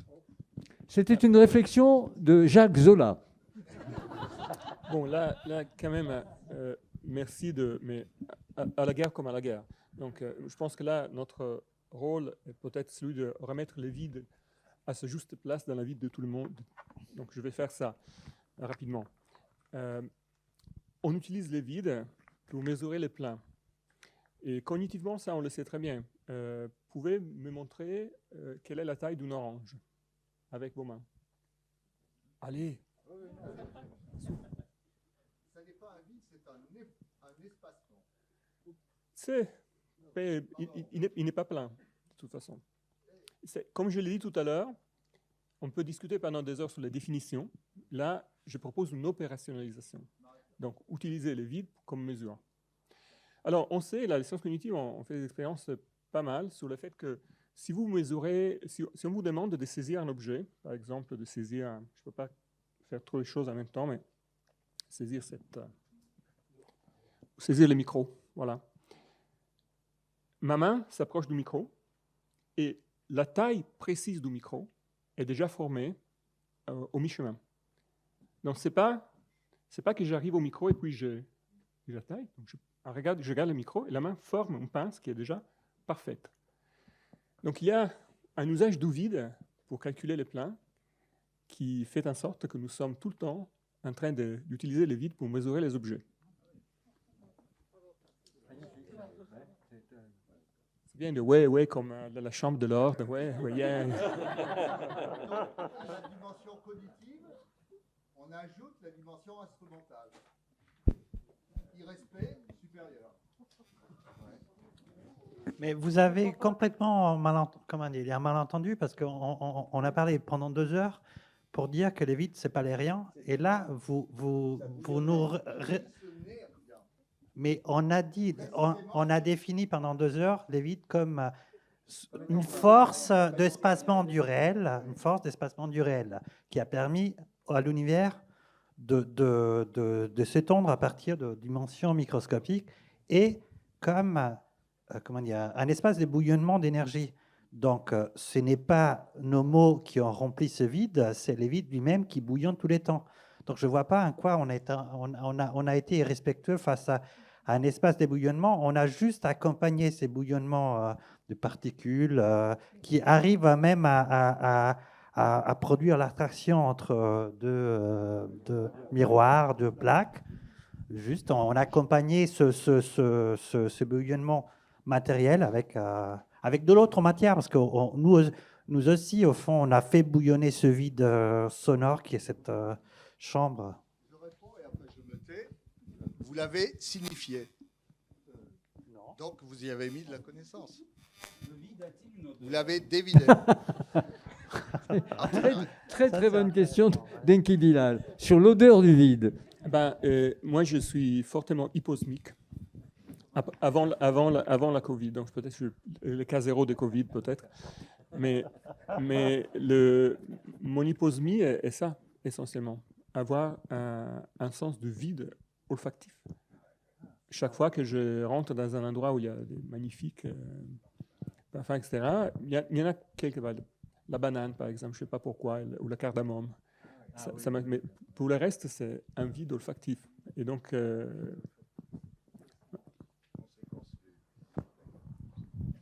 Alors, profitez-en parce qu'ils vont partir bientôt. Oui, je vous en prie, on vous amène un micro. Bonjour à tous et à toutes et merci d'être là devant nous. Ça marche comme ça, voilà. Je pense que je souhaitais rendre hommage. Je ne connais pas bien Virilio, mais j'ai eu la chance de croiser un monsieur qui vous aurait beaucoup plu parce qu'il avait une pensée aussi transversale que la vôtre. Et il était capable d'aller dans des domaines qui paraissent comme ça déconnectés les uns des autres et qui sont en réalité reliés par l'essence de ce que nous sommes, la philosophie, la physique, la pathologie parce qu'il était soignant, l'art. Et il aurait, je pense, probablement parlé d'inclusion réciproque. Et c'est-à-dire de la notion qui fait que chaque chose contient son contraire de façon permanente et immuable. Et quand on parle du vide, on parle du plein. Quand on parle du plein, on parle du vide. On pourrait investiguer toutes les sciences et on pourrait retrouver toujours la même notion qui reste centrale dans la pensée de M. Samiali, donc, Voilà, je pense qu'il se serait très bien entendu avec Monsieur Virilio. Voilà. C'est sûr. Mais ce que vous dites nous renvoie à la beauté de ce dont il était question depuis le début de cet entretien. Ce que vous décrivez là, c'est magnifique. C'est cette espèce de... Comment dire? Est-ce que je pourrais dire intrication, monsieur le physicien quantique? Oui, l'intrication a une signification précise, mais si, c'est... L'intrication en mécanique quantique, ça peut quand même élargir même un peu la réflexion. Ça veut dire, par exemple, que lorsqu'on produit deux particules, on produit quelque chose, un état, dans un lieu de l'espace-temps donné. Cet état-là, par exemple, qui est constitué de deux particules, c'est un état intriqué. Ça veut dire que, par exemple, s'il y a quelqu'un qui est plus et l'autre est moins, on ne sait pas qui est plus et moins, mais au moment où une des deux particules, et ces deux particules, par exemple, s'éloignent, au moment où on est capable de détecter qu'une particule est plus, l'autre particule, même si elle est au-delà du lien de causalité, elle est automatiquement moins parce qu'elle était produite dans un état intriqué. Ça s'appelle l'amour. Et ça s'appelle... Voilà. Donc l'intrication, effectivement, montre que, par exemple, l'espace entre particules, ça peut être parcouru par ces couples intriqués qui sont assez surprenantes, mais c'est une manifestation absolument... C'est supraluminique, effectivement, parce qu'elles peuvent être plus distantes que la façon de communiquer. Ils ne peuvent plus communiquer parce que même à la vitesse de la lumière, ils n'arriveraient pas à communiquer. Mais quand une des deux particules se déclare plus, automatiquement, l'autre est moins parce qu'ils ont été créés dans un état intriqué. Et donc, ils montrent effectivement qu'il y a des connexions et des interconnexions distantes dont on a perdu à la limite mémoire. C'est-à-dire, à la limite, nous, on ne sait même pas que le moment où on détecte cette particule-là, automatiquement, l'autre particule sait « Ah ben oui, je suis moins ». Et « Ah ben je suis plus ». Et ça, c'est un concept quantique vérifiable. Intrication quantique. On l'appelle intrication. Et je pense que ça rend bien l'idée d'un vide qui est parcouru par tout ça et où il y a des interconnexions parfois assez surprenantes. Mais vous savez, plus je vous écoute, et puis après avoir lu un peu à droite et à gauche, et notamment le livre de Carlo Rovelli, puisque vous parliez de l'incertitude tout à l'heure et du rôle d'Eisenstein là-dedans, mais ça met de bonne humeur, la physique quantique. Quand on arrive à... Et même quand on ne la comprend pas, ce qui est évidemment mon cas, mais quand même, ça met de bonne humeur. C'est quand même extraordinaire. Mais c'est vrai qu'elle est plus excitante que la physique classique, qui est assez chiante. Oui, oui. Tu as raison. Et c'est pour ça que si on commençait à enseigner la mécanique quantique aux petits, peut-être ils se passionneraient plus que la mécanique classique. Oui, c'est possible. Ouais. Mais on raconte la physique quantique aux tout petits avec des contes. Alice au pays des merveilles, c'est pas loin d'être un peu quantique. Hein. C'est très quantique. Et ouais. Autre question? Je voulais juste ajouter que il faut l'œuf et la poule en même temps. Voilà. Voilà, ouais. Mais d'ailleurs, on peut pas les séparer. Oui, il faut que tu y ailles. Attends, quand même.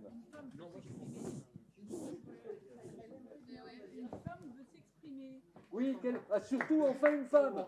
Enfin une femme. Oui, parole aux femmes. Bonsoir. Bonjour. Oui, j'allais vous dire, messieurs, qu'il y avait un vide, d'une certaine manière, dans votre présentation. Mais ce n'était pas ça du tout ma question, ni mon intervention.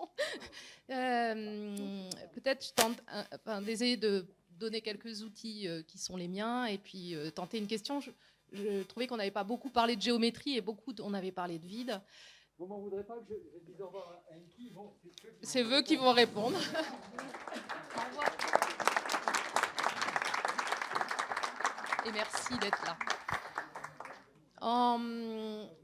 Donc, je suis architecte et je m'occupe de la formation des architectes et des paysagistes. Et la géométrie, pour ces deux professions, c'est un outil de travail. C'est un outil de tracé, c'est un outil de construction.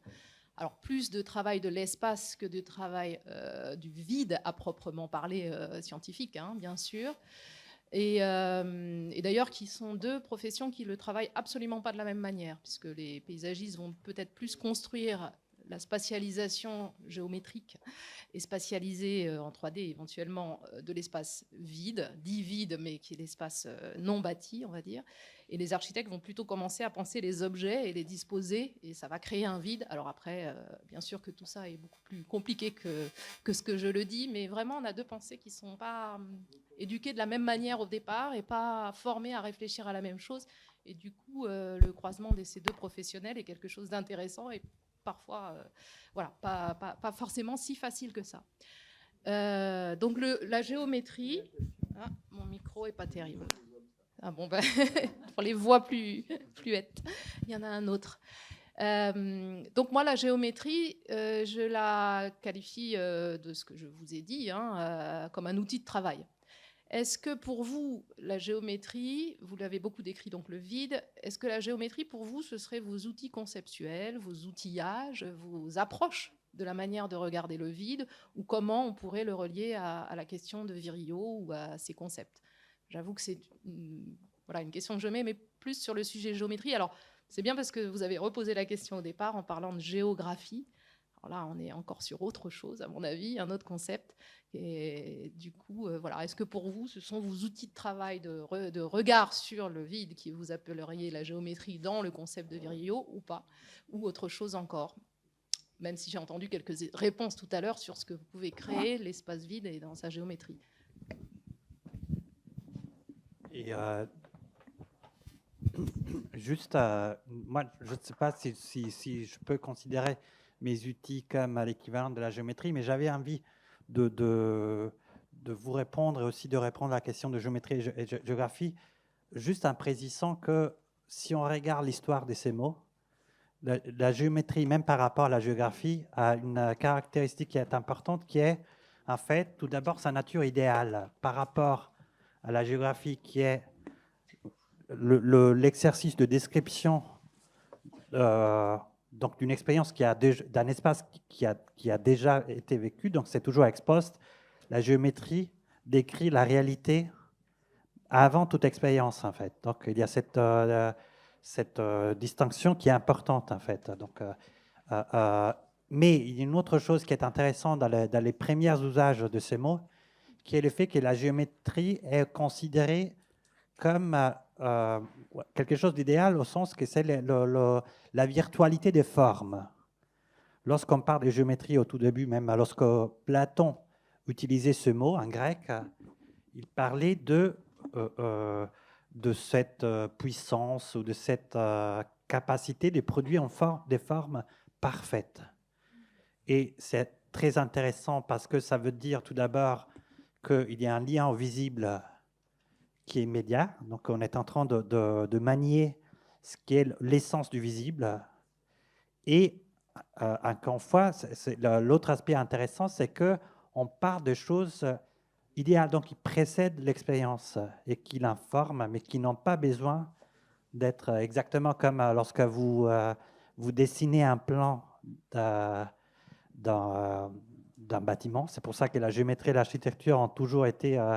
parce que vous produisez ce qui va être l'objet de l'expérience et pas à l'inverse comme les géographes, en fait. Donc, et ces côtés générateurs d'engendrement de la géométrie est très fascinant parce que c'est un peu comme les vides dont on parlait. Peut-être c'est là les liens entre ces deux mots qui apparaissent très, très éloignés. C'est, comment dire, quelque chose de l'espace en tant qu'il est capable de produire par lui-même de formes parfaites et parfaitement visibles, en fait. Donc, au fond, c'est... Mais du coup, c'est vraiment pas ce que j'utilise pour penser. Il y aurait une très longue histoire à raconter sur la question de la géométrie et son rôle comme outil. Il y a tout un programme célèbre de la fin du 19e siècle, le programme d'Erlangen, qui permet de classer les types de géométrie sur la base d'une base dynamique, en fait, la façon dont on arrive à transformer des objets en préservant certaines propriétés de ces objets. Et donc, on a des projets type projection affine, projection projective, métrique, topologique. Et la chose intéressante du point de vue de l'outillage, c'est que c'est une vaste bibliothèque en fait, d'outils géométriques dont on dispose et qu'on peut utiliser. Moi, je reste un philosophe pragmatique, donc je m'intéresse aux usages, aux usagers. Pourquoi utiliser certains concepts, même des concepts très sophistiqués comme les concepts géométriques? Vous, comme architecte, vous utilisez des axonométries, par exemple, pour certains besoins d'expression ou de coupe. À chaque fois, ce sont des types de géométries différents qui sont utilisés. Et la géographie, évidemment, a le même type de choix. Et les choix, parfois, sont importants. Et je voulais en revenir parce que là, on a parlé de la Russie. La Russie a beaucoup profité dans l'imaginaire collectif de la projection de Mercator, qui ont fait un État qui est presque 10 fois plus grand par rapport à des États de la Méditerranée, par exemple, qui ne l'est. Donc on a cette impression gigantesque de la Russie sur les cartes de Mercator, qui sont celles que Google Maps utilise, la plupart, qui est totalement illusoire. Il y a des gifs très sympathiques qui montrent la réduction de la Russie, qui devient 2-3 fois plus grand que l'Europe. Enfin, c'est pas 10 fois plus grand que l'Europe. Et l'usage de la géométrie n'est pas anodin. Donc il y a des usages qui sont l'usage de la projection que vous voulez a des conséquences. Et ça, c'est peut-être un point important de contact entre géométrie et idéologie. Je pense, peut-être pour aller un peu aussi plus loin de mon point de vue dans cette réflexion, par rapport à ce que dit avant sur la géographie et la géométrie, il y a un côté quand même, je pense que ce que à la fois Robert et Emmanuel ont dit, c'est, je pense qu'il y a, vu du point de vue d'un physicien ou peut-être aussi d'un mathématicien, la géométrie a une sorte a une grande élégance et elle est vraiment esthétique. Alors, voilà, donc on peut être sensible à ça. Après, c'est peut-être, je vais un peu plus loin parce que on peut le partager ou pas. Mais je trouve quand même que le côté, je dis pas que voilà, c'est un peu fort ce que je dis, mais c'est parfois on a l'impression que si c'est beau, c'est esthétique, c'est vrai, mais je pense qu'il y a un côté comme ça, même sur lequel en physique on est particulièrement sensible, et donc la géométrie est très esthétique, et donc souvent lorsqu'on essaie de décrire des phénomènes physiques, si on trouve quelque chose qu'on peut décrire de façon géométrique et d'une façon géométrique élégante, finalement, on est très satisfait. Et après, est-ce que derrière, on dit, voilà, là, je sors un peu du champ scientifique, est-ce qu'on dit, voilà, est-ce qu'on peut jamais affirmer que puisqu'on a trouvé ça, c'est la beauté de l'équation, la beauté de la géométrie, la beauté d'un parcours, même nous, à la limite, on veut dire la beauté d'un parcours d'une particule qui interagit, etc. Donc, est-ce qu'on peut avoir ça? Donc, le mot géométrie, pour moi, il est important parce qu'il y a géo, il y a métrique, et dans métrique, il y a quelque chose qui peut être assez esthétique dans la façon de voir. Donc, ça sort d'un champ scientifique, mais je pense que les côtés esthétiques de la géométrie, et en particulier la géométrie du vide, telle qu'on vient de la décrire, c'est très esthétique, c'est très géométrique, c'est très élégant. Tu vois, voilà. Et donc, ça, parfois, quand on regarde ça et on essaie de comprendre, ça fait plaisir. Donc, sous le mot géométrie, il y a ça pour moi aussi. Donc, Mais en mathématiques, très souvent, cet enjeu de l'esthétique est présent, hein, y compris dans le discours des mathématiciens. Vraiment, c'est un mot qui compte, quoi. Encore une ou deux questions avant qu'ils prennent le train. Oui, Stéphane, on t'amène le... Alors, je précise que Stéphane est neurochirurgien, c'est pour ça qu'il nous parlait si brillamment tout à l'heure de notre cerveau et de ses capacités. Je veux juste savoir, en astro... Il marche là ? Oui, en astrophysique, éprouvez-vous une frustration ou un émerveillement face à un trou de la pensée, quelque chose que vous ne comprenez pas ? C'est très personnel. Oui, moi je trouve que de toute façon, moi, je pense comme beaucoup d'entre nous, je veux dire, il faut être stressé, il faut être un peu angoissé pour avancer. Donc, je veux dire, c'est quand même. Moi, je trouve plutôt quand on ne comprend pas quelque chose, ça crée un mouvement pour essayer de le comprendre. Est-ce qu'on est émerveillé, pas vraiment émerveillé, on est frustré, c'est un peu le moteur. Hein, je veux dire, moi, si quelqu'un me demandait qui je suis un insatisfait, point. Donc après le reste, voilà. Donc je suis permanent. Mais il faut être conscient d'une chose dont on n'a pas pu discuter, mais il faut pas avoir... Moi, je pense que tout à l'heure dans la discussion, c'était super intéressant. On essaie par des révolutions scientifiques de donner des nouveaux éléments, de dire voilà, on découvre ça, même on essaie de le démontrer, expérimentalement on le voit, et ça lance des réflexions. Ces réflexions sortent complètement du champ des gens qui, à la limite, ont trouvé le nouveau concept, et ça rentre dans le champ de l'humain. Je veux dire, tout le monde y participe au même titre. Je veux dire, il n'y a pas, puisque j'ai introduit ça, j'en parle, etc. Ça, c'est très important. Mais finalement, c'est vrai qu'aujourd'hui, même sur ce concept du vide, c'est pour ça que je suis très intrigué, et je n'ai pas eu le temps trop de travailler ça, je m'intéresserais de voir chez Paul Virilio, ces histoires d'énergie du vide, c'est quelque chose qu'on ne comprend pas du tout, parce que pour revenir au fait qu'on a un peu... aujourd'hui, si on s'arrête à dire, OK, le vide, on l'a vidé de matière, mais il est plein d'interactions, mais ces interactions, c'est des particules, on donne la masse aux particules, ben, cette énergie du vide, elle est juste gigantesque. Et ce qu'on appelle aujourd'hui, si vous allez même sur Internet, taper catastrophe du vide. Effectivement, il y a la catastrophe du vide. Aujourd'hui, on ne comprend pas, avec tout ce qu'on connaît, en fait, l'énergie du vide, c'est-à-dire l'énergie qui devrait être assez faible pour comprendre l'univers qui nous entoure, elle est trop grande par rapport à la compréhension que l'on a. Donc, par exemple, aujourd'hui, on a avancé beaucoup dans la compréhension du vide, on a fait beaucoup d'expériences, mais on arrive devant quelque chose qu'on ne comprend pas du tout, et sur lesquels d'ailleurs on a beaucoup d'expériences, beaucoup de manips qui sont en cours pour le comprendre. Et donc c'est ça notre moteur, c'est être insatisfait, toujours insatisfait. En fait. Mais je vais conclure sur le fait que cet entretien, finalement, il est absolument paradoxal. Parce que tu dis, Emmanuel, que tu es un homme stressé, que la difficulté te stimule. Moi, à vous avoir écouté... Oui, pardon, excuse-moi, qu'il est. Ah, et ben, néanmoins, non. Ce que je voulais vous dire, c'est que là où il aurait pu être question du chaos, d'une forme de violence même, de quelque chose, on vous a écouté, là, et qu'est-ce qui apparaît? Le calme, la sérénité, le plaisir, et même, comme le disait si intelligemment Michel tout à l'heure, l'amour. Moi, je me sens bien, là, après ces 2h30 d'entretien avec vous. Et merci infiniment, parce que vous avez rendu accessible des choses très complexes, mais vous nous les avez données à comprendre. Alors, vraiment, merci beaucoup. Voilà.